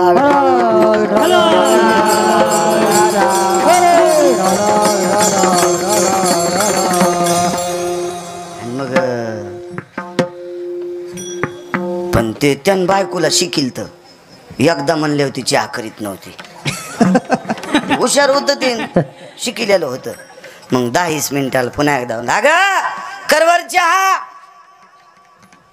पण ती काही चुलीकडे गेलीच नाही मी म्हणलं आम्ही येतो मग काय नाही पण आता माणसं चहा घ्या बरं ए करवर चहा कर लवकर कर तर आमच्यातलं एक जण म्हणलं महाराज 1 वाजलाय सोमवारच सोडून जाऊ ना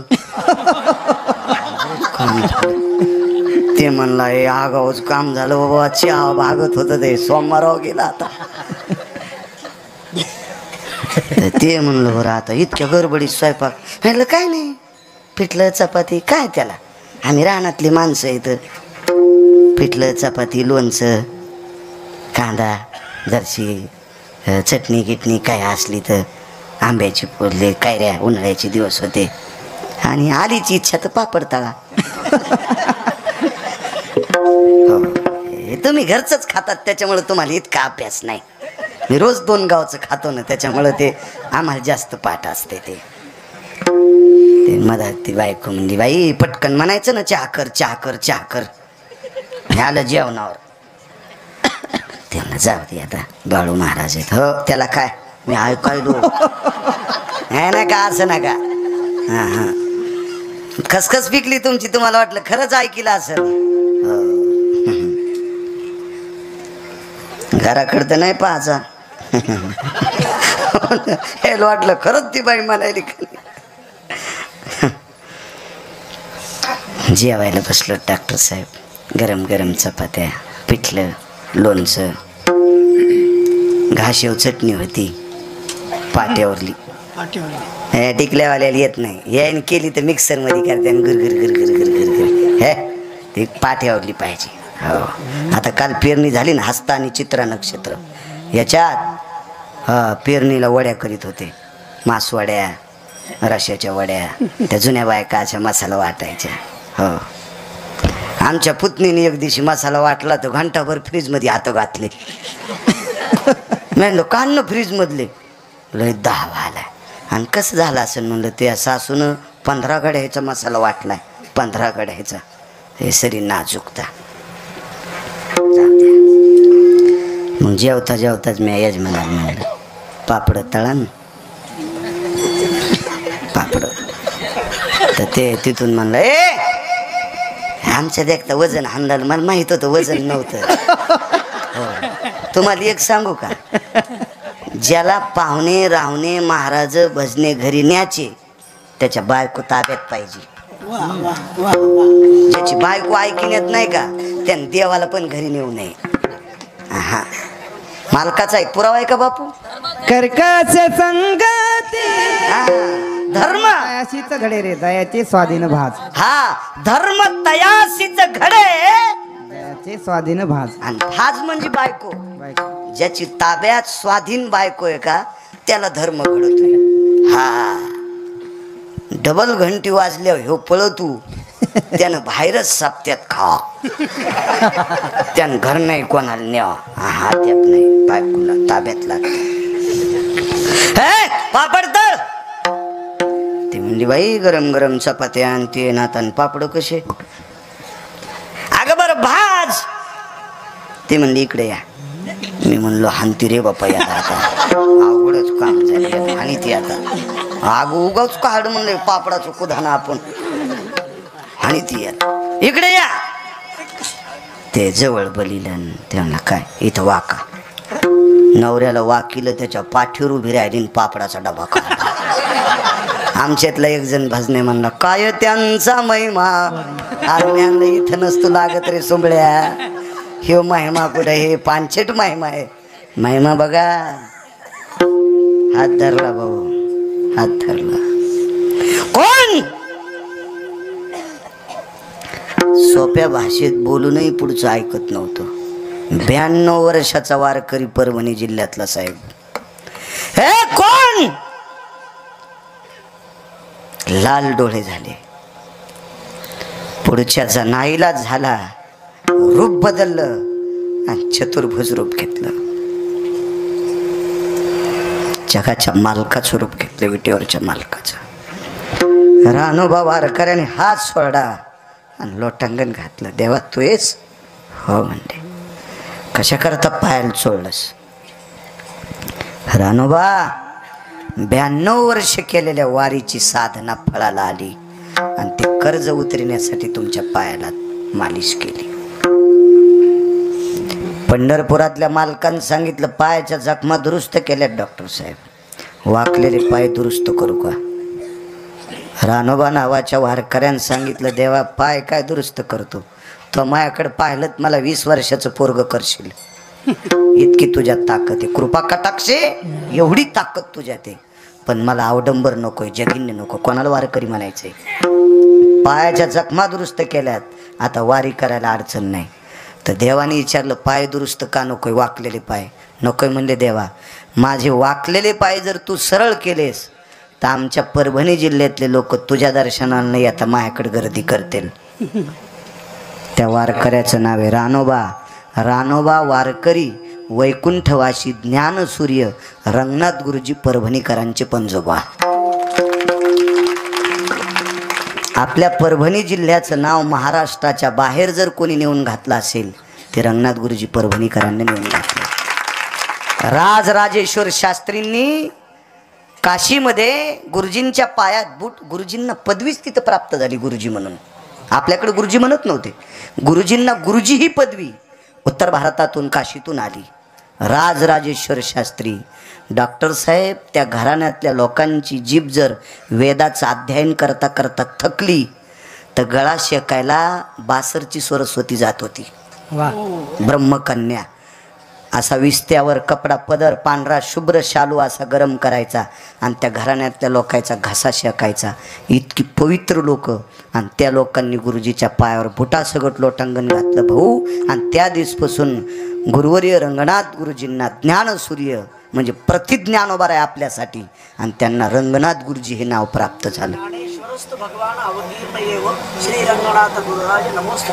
काय काय ताकद या लोकांची, किती मोठी ताकद आहे. गुरुजी म्हणजे ज्ञानेश्वरीचं संशोधन केंद्र, गुरुजी म्हणजे ज्ञानेश्वरीचं संशोधन केंद्र, इतकी मोठी ताकद. आणि हे गुरुजी रानोबा वारकऱ्यांचे पंतू होते. काय परंपरा असेल महाराज.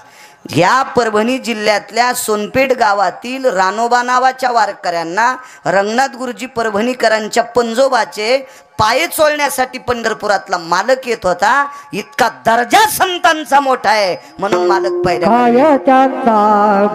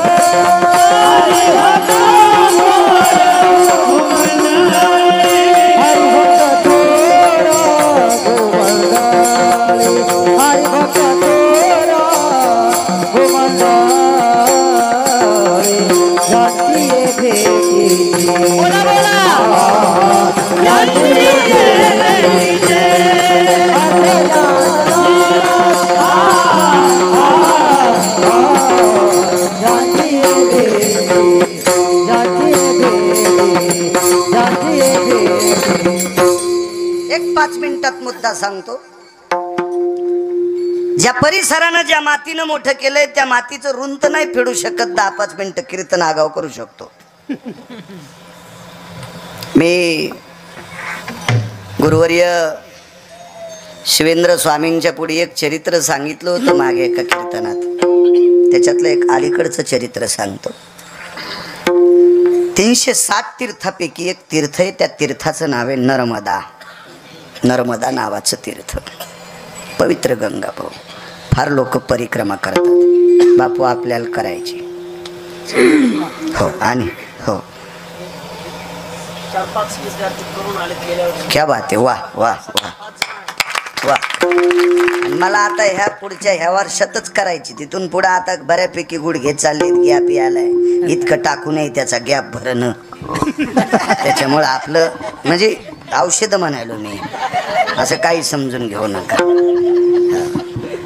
काय तरी एकदा कामाला आलं पैसे काय काम येत नसते डॉक्टर साहेब, काय कामाचे. हे गेलं गेलं गेलं. त्याच्यामुळं या वर्षात करावं लागते बापू, आणि ती केल्याशिवाय मरायचं नाही. आता वाऱ्या 29 झाल्या पाहिजे. चालायला मला काही त्रास नाही, उभं राहता येत नाही त्या अपघातापासून.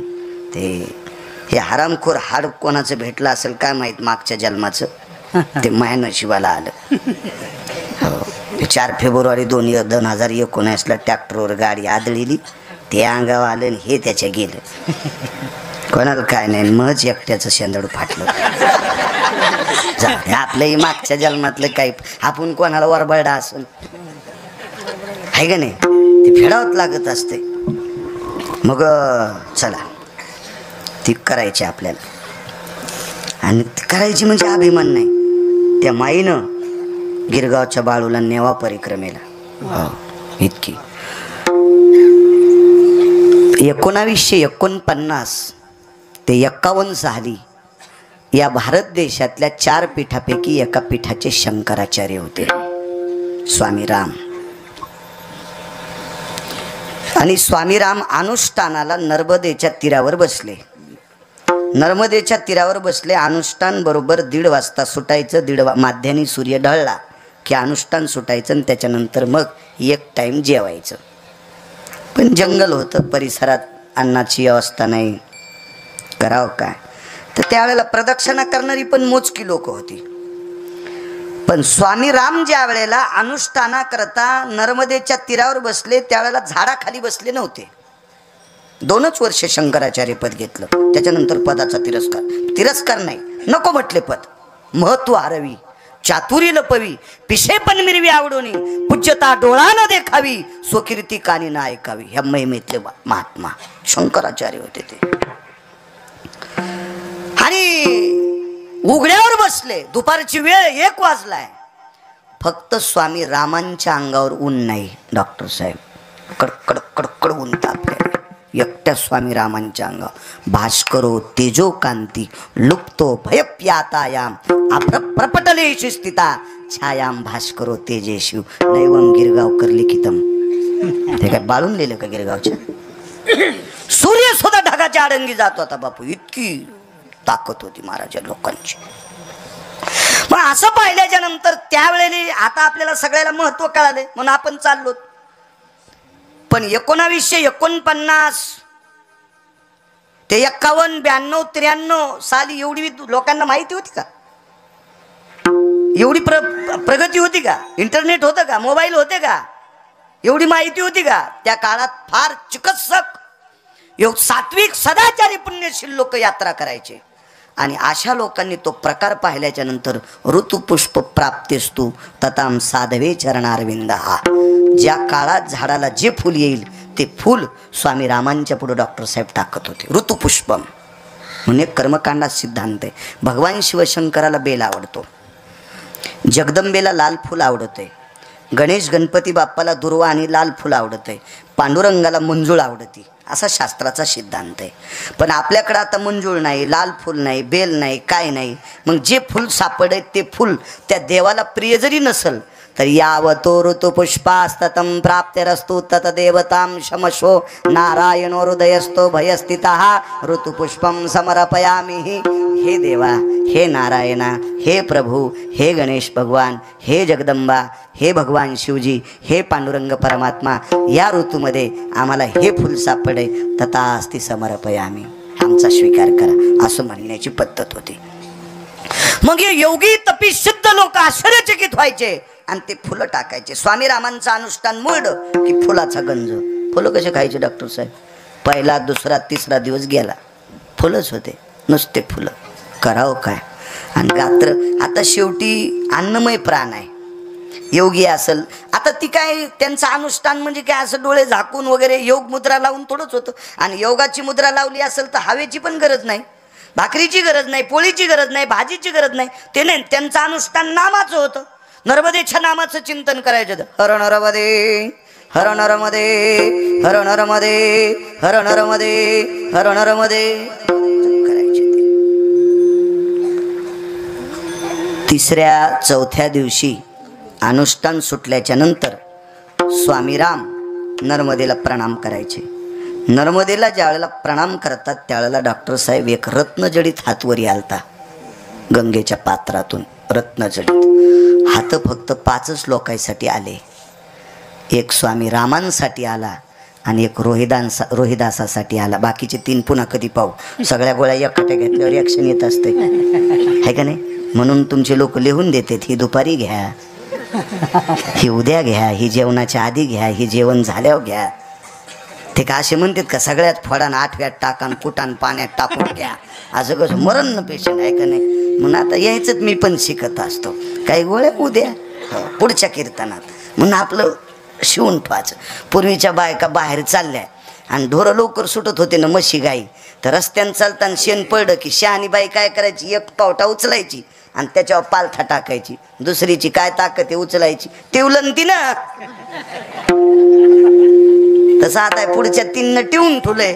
विठाला विठाला विठाला.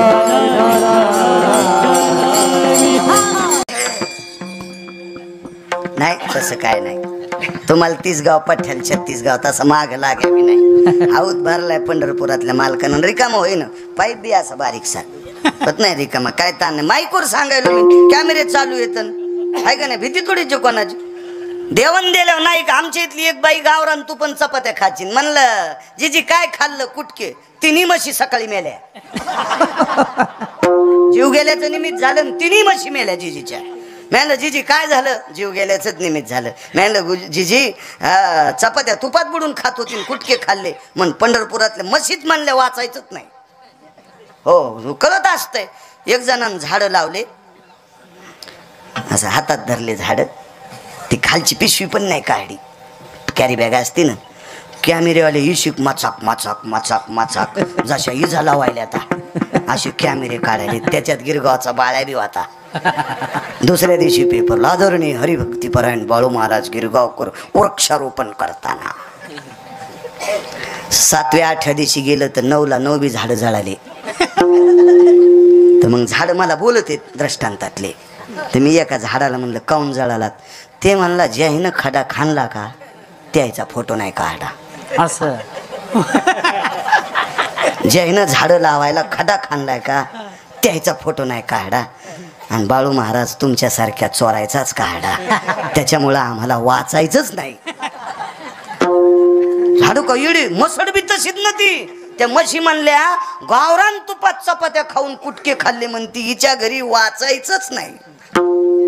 मला दिल्यावर काऊन नाही म्हणून हाय का नाही. कशामुळं कुथायचं. हे घरचेच खाले तरी म्हणते महाराज तुमच्या आशीर्वादानं मस्त चाललंय. आम्ही रातच्या पाकिटने आलो तरी कुथायतलो. रातच्या रजिस्ट्री होती का. सरकारी यावर रातच्या होतो का नाही. कीर्तन करायला 11च्या नंतर पाकिट देत नाहीत का.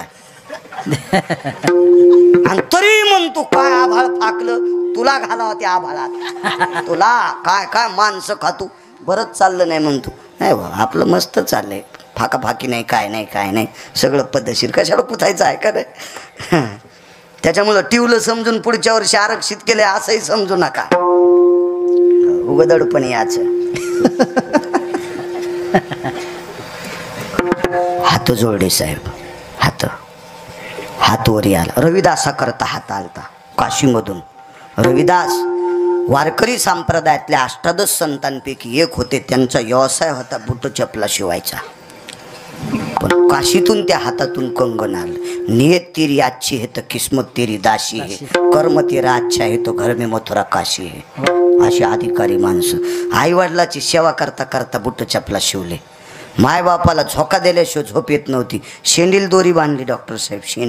शेंडील दोरी बांधली आणि टाचे मारता मारता सावकार मान हल्ल्याबरोबर शेंडी हलत होती. बंगई हलायची बापू. आणि काय सेवा. म्हणून काशीतल्या विश्वनाथाला घरी बसल्या बसल्या कंगन द्यावं लागलं. चंबडे बुडवायच्या कुंडात. काय मोठी ताकद असेल काय योग्यता असेल. अधिकारी लोक होते. हातवरी आला स्वामी रामांकरता वारकरी महाराज. स्वामी रामांनी हात जोडले डोळे झाकून आणि डोळे उघड्याबरोबर त्या हातावर डॉक्टर साहेब एक सुवर्णाचं पात्र आलं. जवळ गेले, त्या पात्रात गावरान तुपातली शुद्ध गाईच्या दुधाची खीर होती. खीर आणली, पत्र तोडले, खाली अंथरलं पत्र. तितक्यात 2 योगी आले आणि त्या 2 योग्याला जेवायला वाढलं. पात्र रिचून घेतलं. पात्रात पात्र नव्हतं, चमचा किमचा नव्हता. पात्र रिचवलं, तिघाला लागेल इतकीच खीर पडली. पात्र बाटवलं नाही. पात्र बाटवलं नाही म्हणजे त्याच्यात हात घातला नाही. शुद्ध शुद्ध शुद्ध शुद्ध पात्र. आणि नंतर आता काय काय कायला खाण्याचे. आम्ही एकदा दिंडीत गेलो, शिवाजीराव लाटे, आम्ही बळीभाऊ कवळे दरवर्षीच जातो. आणि एका झाडाखाली दुपारच्या सकाळच्या नेहऱ्या झाल्या आणि त्याच्यानंतरच्या 20व्याला पालखी थांबली. आता माणसं थांबले की सुरूच करतात मुरमुरे खाय, काही खाय, आमकं खाय, तमकं खाय. मस्त एक माळकरी गिरकळी गळ्यात माळगिळ कशाची होती देवजानी, मी काही विचारली नाही, पण दिसू लागली तुळशीची वरून. आता ती मला शंका याच्या करता आली. पुढचं ऐका ना, ते मेन कापड आथरलं, इकून ते बसले, तिकून त्या बसल्या. हो, तिने पिशीतलं ते कॅरी बॅग काढली, मालकाच्या पुढं ठुली. मालकानं ती कॅरी बॅग उकलली. साहेब मुरमुरे खाऊ लागला. आता मुरमुरे थोडे धरले तर तोंडात जाते, जास्त धरल्यावर अर्धे खाली पडते. त्या खालच्या कॅरी बॅगमध्ये पडू लागले. तर मला वाटलं जाऊ द्या, काय करायचं, याच्या तोंडाला लागलेले याच्यात पडायले, तर आपल्याला कुठं हिचकायचं ते, आपल्याला खायचे का काय. पण थोड्या वेळानं त्यांनी सुरू केलं. लगेच हात घालू लागल्या. त्याचे हॉटेल चिटकलेले 2-3 पडले. मला वाटलं आता येणं बंद करावं, पण ह्यो बी ताव ताव छानू लागला. मी म्हणलं दादा तुमच्या मुरमुऱ्यात लय चव आसन राव. रगील ना, जगात जर्मनी, भारतात परभणी, परभणीत गिरगावात सरबटेन, तिथलं मी भूते. त्याला काय माहिती किती रगिले बाळ्या म्हणून. म्हणलं दादा तुमच्या मुरमुऱ्यात लय. काय बोला जरा, कोणाच्या मुरमुऱ्याला फोडणी जास्ती, जिरे वगैरे वगैरे, मोहऱ्या, थोडासा मसाला, जिऱ्याची पूड, भाजलेला कांदा, खोबरं चिरलेलं वगैरे वगैरे, डाळो वगैरे. म्हणलं ते वगैरे वगैरे सगळंच असते, पण तुमच्याला जास्तच चव आहे. म्हणलं ते म्हणलं कसं काय, तुमच्या बायकोच्या हॉटेल चिटकलेली याच्यात पडायले. त्यांचं उचललं, निघून गेले बिचारे. असं उष्ट केलं असेल का पात्र ते.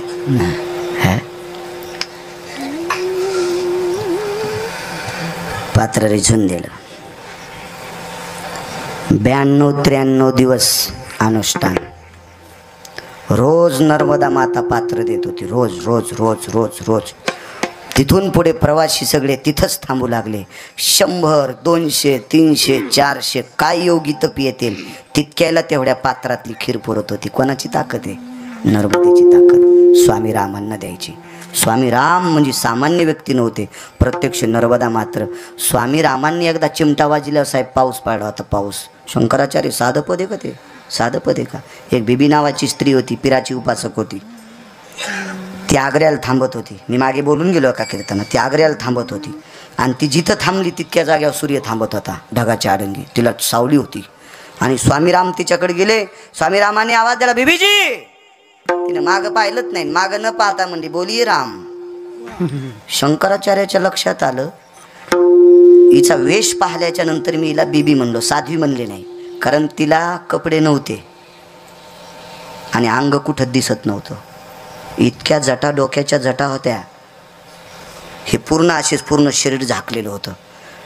काय सूर्याला हिंमत आहे तिचं अंग पाहायची. कारण पतिव्रतेचं शरीर सूर्य आणि अग्नी पाहू शकत नाही. सतीनं देखे आग्न.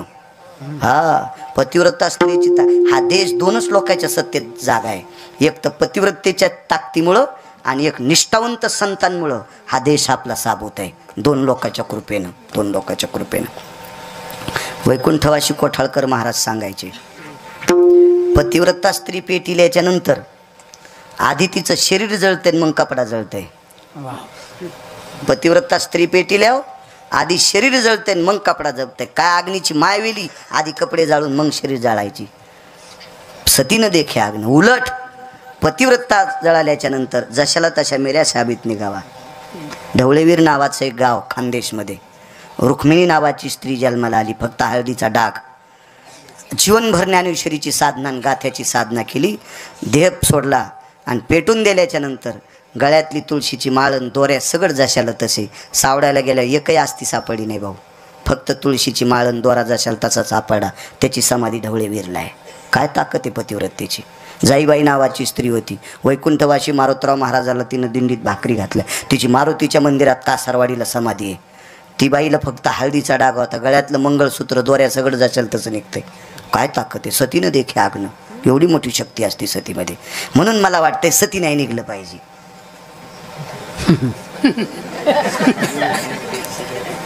हां, कशासाठी? भंगिऱ्याचं ऐकून. ज्ञानोबराय तुकोबरायच्या राज्यातल्या बायकांनी कोणाचं ऐकायचं नाही डॉक्टर साहेब. ज्ञानोबराय तुकोबरायचा परमार्थ म्हणजे वाघिणीचं दूध आहे. आणि वाघिणीच्या दुधात जर तुम्ही चपाती खात असाल तर शेळी कशाला पाळली? एक जण म्हणला बब्याला ऊन लागल्यावर त्याच्या कानात दूध टाकायचं. तुझ्या बब्याच्या कानातच शेळी घालू एक. वाघिणीचं दूध खाल्ल्यावर दूध ऊन लागत असते. ज्ञानोबराय तुकोबरायचा परमार्थ म्हणजे वाघिणीचं दूध आहे. वाघिणीचं दूध आहे. काय ताकद आहे. कशाला आगाव सोंग करायचे? हो, लावून मंगळवार धरी ती लावून मंगळवार. हो, खाल्ला साबुदाणा कुंटलानं. हो, इतका आजार झाला. लग्न झाल्यावर 3 महिन्याला गर्भाशयाची पिशवी काढली. डोळ्यानं पाहिली नाही ती पाहुणी. तुमच्यासारख्या तज्ज्ञ डॉक्टरांना सांगितलं अतिउपास धरल्यामुळं पोटावर पचन संस्थेवर आणि लिव्हरवर ताण आला. पिशवीपर्यंत आजार गेला. अति साबुदाणा खाल्ल्यामुळे, अतिउपासामुळे लग्न झाल्यावर 2.5 महिन्याच्या नंतर गर्भाशयाची पिशवी काढली. काय कोण सांगितले तुम्हाला उपास? 24 एकादशा, 5 परवान्या आणि 1 सोमवार उपवास. फार काय झालं तो प्रदोष. याच्या व्यतिरिक्त ज्ञानोबराय तुकोबरायांनी उपासच सांगितले नाही. काही उपास हो. नवरात्रात पोट्टे पण चपला घालीनात. धुडे 9 दिवस चपला घालायच्या नाही. साबुदाणा खायचा आणि दसरा झाला की घोरपडी धरायच्या. काय देवीच्या गोळ्या संपल्यात का ह्यांना आलायकायला मानायला? अहो दम नाही सप्त्याला, भागवताला, रामायणाला, शिवपुराणाला. आणि भंगिऱ्याला गुण नाही.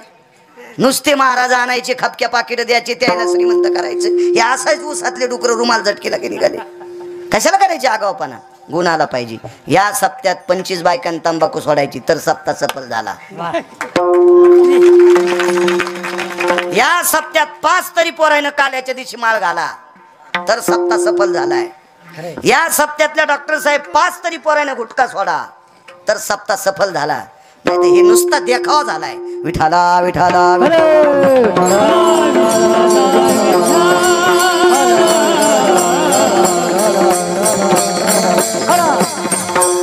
ती बीबी पिराची उपासक आहे. स्वामी रामांनी आवाज दिला, बीबीजी बोलिये राम. अरे तू रोज बाई सिद्ध होती आणि स्वामी राम पण नमस्कार केला नाही. मोठी लोक कोणाच्या पाया पडत नसते. वैकुंठवासी माधव महाराज मगर सांगायचे. माधव महाराज मगर वैकुंठवासी सांगायचे, साधू तपासल्याशिवाय पाया पडायचं नाही. हा, महाराज तपासल्याशिवाय पाया पडायचं नाही. साहेब, मोटरसायकलचा ड्रायव्हर चुकला 2 मरतील. जीपचा ड्रायव्हर चुकला 10 मरतील. एसटीचा ड्रायव्हर चुकला 55 मरतील. रेल्वेचा चुकला 1000 मरतील. महाराज चुकीचा भेटला पिढ्या मरतील. पिढ्याची पिढ्या मातीत जाऊ शकतात. म्हणून चुकीचं. आपल्या संप्रदायात अभ्यास कमी असला तरी चालेल, पण ज्याचं आचरण गोड आहे त्याच्या पाया पडायचं. आणि ज्याचं आचरण गोड आहे त्याच्या पाया पडलं की त्याच्याकडनं तुमची झोळी रिकामी राहणारच नाही. आणि नालायकाच्या पाया पडल्यावर त्याच्या पायातलं पाप तुमच्या कपाळात येतं आणि तुमचा संसार खालून पेटतो. एक मुद्दा सांगू अर्थसंहितेतला, अर्थशास्त्रातला. चोरी करणाऱ्यापेक्षा चोरी करणाऱ्याला मदत करणारा अर्धा चोर असतो. गुन्हेगाराला मदत करणारा अर्धा गुन्हेगार असतो. हो, गुन्हा कधीच झाकायचा नाही. एका बाईनं आम्हाला चहा घ्यायला बोललं. म्हणलं बाई मी चहा पित नाही. म्हणले दूध घ्या. म्हणलं मी काही बोक्या नाही. ती म्हणली काळा चहा प्या. बाई ऐकत न शपथच घातली यायला. म्हणलं चला आम्ही येणार आहेत म्हणून बाईनं रांगोळ काढली. पण बाईनं रांगोळ काढणं, मधात जाणं, तिच्या रांगोळीवर कुत्र्यानं घाण करणं संगत. कुत्र्याला काय कळतंय? पशु काय पाप पुण्य जाणी ती, उत्तम मध्यम भोग ती. गुन्हा झाकायचा नाही. बाईनं बाहेर येऊन पाहिलं, म्हणली बाई काय रांगोळ काढली ग, एवढं मोठं खळभर रांगोळ काढीन, कोणाचं कुत्रं आलं, काय घाण केली. आणि नवऱ्याला लगेच म्हणली बाई तितकी काढा ना. पहा बाई बी उचकानी होती. हो, ज्याच्या जीवनात बाई सात्विक भेटली का त्याला वनवासात स्वर्ग आहे. आणि ज्याच्या जीवनात बायको कर्कशा भेटली त्याला बंगल्यात मसन वाटा आहे. हो, कर्कशे संगती दुःख मोगाचा पुरावा आता इथं लागतो उदंड फजिती. 6 गोष्टी प्रारब्धान भेटतात. त्याच्या संसारिक माणसाला नंबर 1चं प्रारब्ध गोड कशाचं पाहिजे असेल तर बायको ऐकिनेतली असावा. मानी भ्रताराची बोलीन धन्य जे गीती माऊली, तिचे होता दरुशनन मिळे पोट भरी अन्न. काय द्रौपदीचे पाय पाहिल्याबरोबर 60,000 शिष्य दुर्वास जेवले. द्रौपदीचा अधिकार किती होता? एकदा देव भेटला, मी वाटण सांगितलं. देव भेटला भाऊ द्रौपदीला, देव विटेवरचे मालक कृष्ण परमात्मा भेटले. ताई काय देव म्हणजे दादा एक काम कर ना, 5 गावाची जी आगिरी दिली तर पोट भरते रे. येते 5 ग्राम असती ज्या येते 2 आम नाही वाहती काराय देवा. अरे 5 गावाच्या जहागिरीत आमचं पोट भरतंय, पण आम्हाला वाद नको रे देवा, भांडण नकोय. काय भाई असलो तिच्या पायाचं नख पाहिल्याच्या नंतर दुर्वास ऋषी जेवते. 5 अत्यंत रागीट लोकांपैकी शुग्रकोपी दुर्वास, मग जमदग्नी वगैरे हे पुढचे, पण 1 नंबरचे रागीट कोण? दुर्वास. आणि त्या साधूला एका पतिव्रता स्त्रीचं नख पाहिल्याच्या नंतर भोजन मिळते. काय ताकद, इतकी पावर आहे माझ्या माईनं. तुम्ही ज्या राज्य राणी व संपत्ती, या देशाची संपत्ती इतकी मोठी. राज्य राणी व संपत्ती, या देशाची सर्वात मोठी संपत्ती कोणती असेल ते या देशाची स्त्री आहे. कारण ज्ञानोबा तुकोबारायला कोणी जन्म दिलाय? यांनी दिलाय. रयतेच्या राजाला कोणी जन्म दिलाय? यांनी दिलाय. धर्मनिरपेक्ष महाराणा प्रतापाला कोणी जन्म दिलाय? यांनी दिलाय. महाराज तुटलेली शंकराची मंदिरं जिनं साबूत ठेवली त्या अहिल्याबाईला कोणी जन्म दिलाय? यांनी जन्म दिलाय. या देशातल्या पवित्र लोकांना तुम्ही जन्म दिलाय. मारुतीराय कोणाच्या पोटचे? तुमच्यातली एक स्त्री आहे. इतकी पवित्र, एवढी मोठी पवित्र कुशी आहे तुमची. चला, आणि पाठीमागं न बघता राम म्हणले. पण मोठी माणसं तर ते याच्यावर सांगत होतो रांगोळीवर. मग ते नवरा म्हणला मी नाही, आता मी दर्शनाला चाललो मारुतीच्या. ते बैल नव्हतं ना, ते बैल असतं तर ऐकलं असतं. नाही, ते बैल नव्हतं. ते म्हणलं मी नाही, मी दर्शनाला चाललो. पण ती मागं गेली, परसात गेली, परसातून इतकी टोपलं भर माती आणली आणि त्याच्यावर झाकली. आता मला जरा शेतीचा नाद आहे. 5-6 दिवस रानात न गेल्यामुळं मी आपलं त्याच्यावर पाय दिला. मला वाटलं माती आपल्या पायाला लागन. नाद आहे शेतीचा. मी सगळ्यात आधी शेतीला मानतो. म्हणून तर एक जण म्हणला कीर्तनात इतकं कडक बोलता, जाऊ दे म्हणलं, निघाला कापूस याचायला पट्या, तू नको तांग घेऊ. ते काळ्या माईच्या जीवावर मस्त उड्या हाणायच्या आपण, हे काय खरं. मग ते पाय दिल्याच्या नंतर बरं वाटलं, पण नंतर गार लागलं. आणि त्या बाईनं लग्नात गाली चालता 22,000चा आणि आम्हाला बसायला टाकला. आता मी येडा आहे का माझ्या धोत्रान पाय पुसायला? मी त्याच गाली चाल पुसला. आणि मग बनली बाई आत्तर टाकलं, पण घरात वास कसा यायलाय? हे तो गुन्हा झाकल्यामुळं.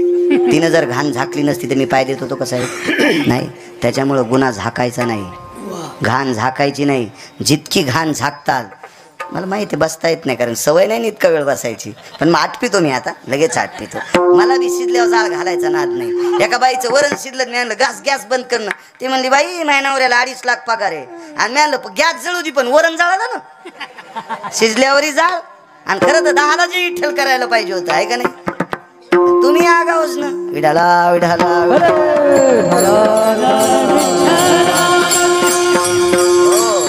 नाही पाय पडत. शहाणी माणसं कोणाला मानित नसते. तुमच्या दुकानात सोनं कोणाचं बी घेतात का? घेतात ना, तपासल्याशिवाय. बँकेत सोनं नेलं एक जणांनी ठेवाला. आमचा मित्र होता, ते म्हणला बँकेत ठेवतो. मी म्हणलं बँकेत ठेवलं तरी बँक एक सोनार लाईती. आणि ते म्हणले बँकेत सोनार. म्हणलं येत असतो. आणि मग ते सोनारानं तपासलं, ते म्हणते नाही अरे हे जे हे 20,000च आहे. हो, मग न्या 7,000.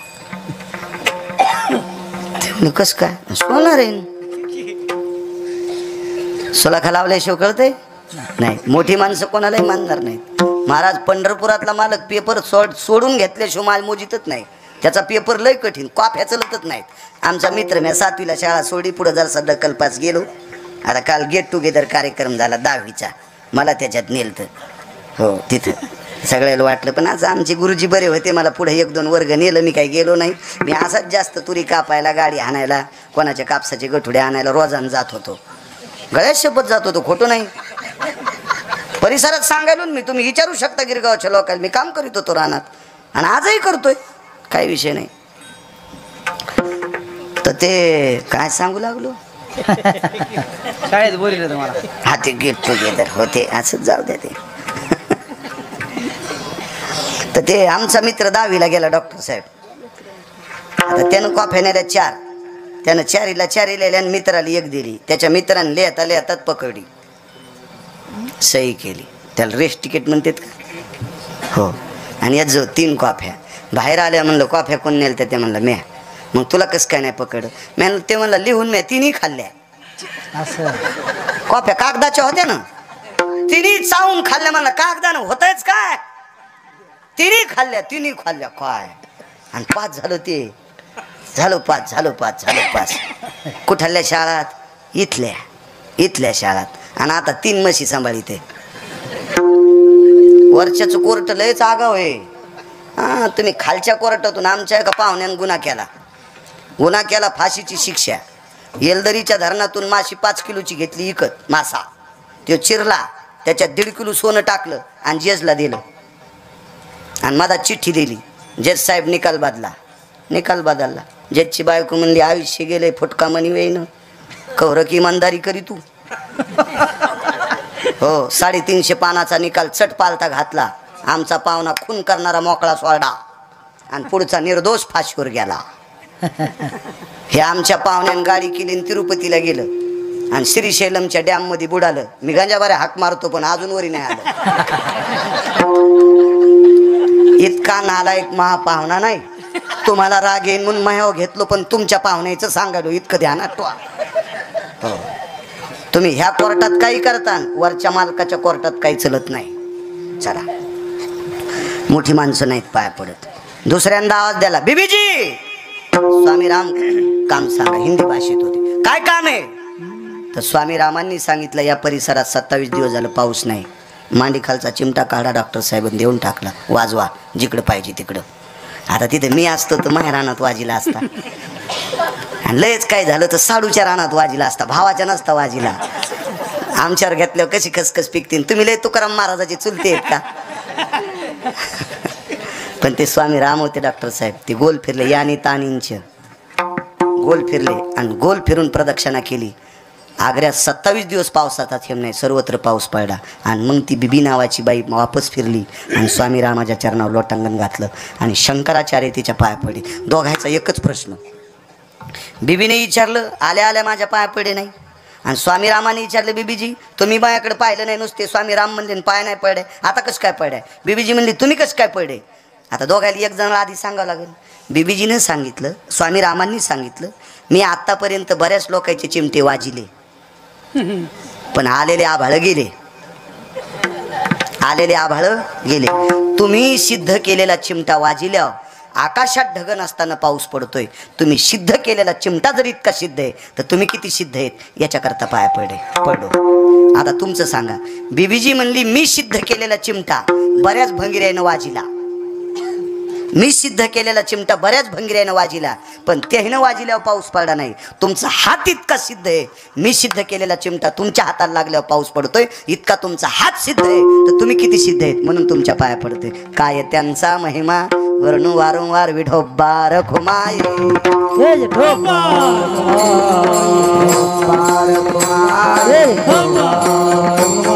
ज्ञानेश्वर माऊली ज्ञानराज माऊली ज्ञानेश्वर माऊली ज्ञानेश्वर माऊली ज्ञानेश्वर माऊली ज्ञानेश्वर माऊली.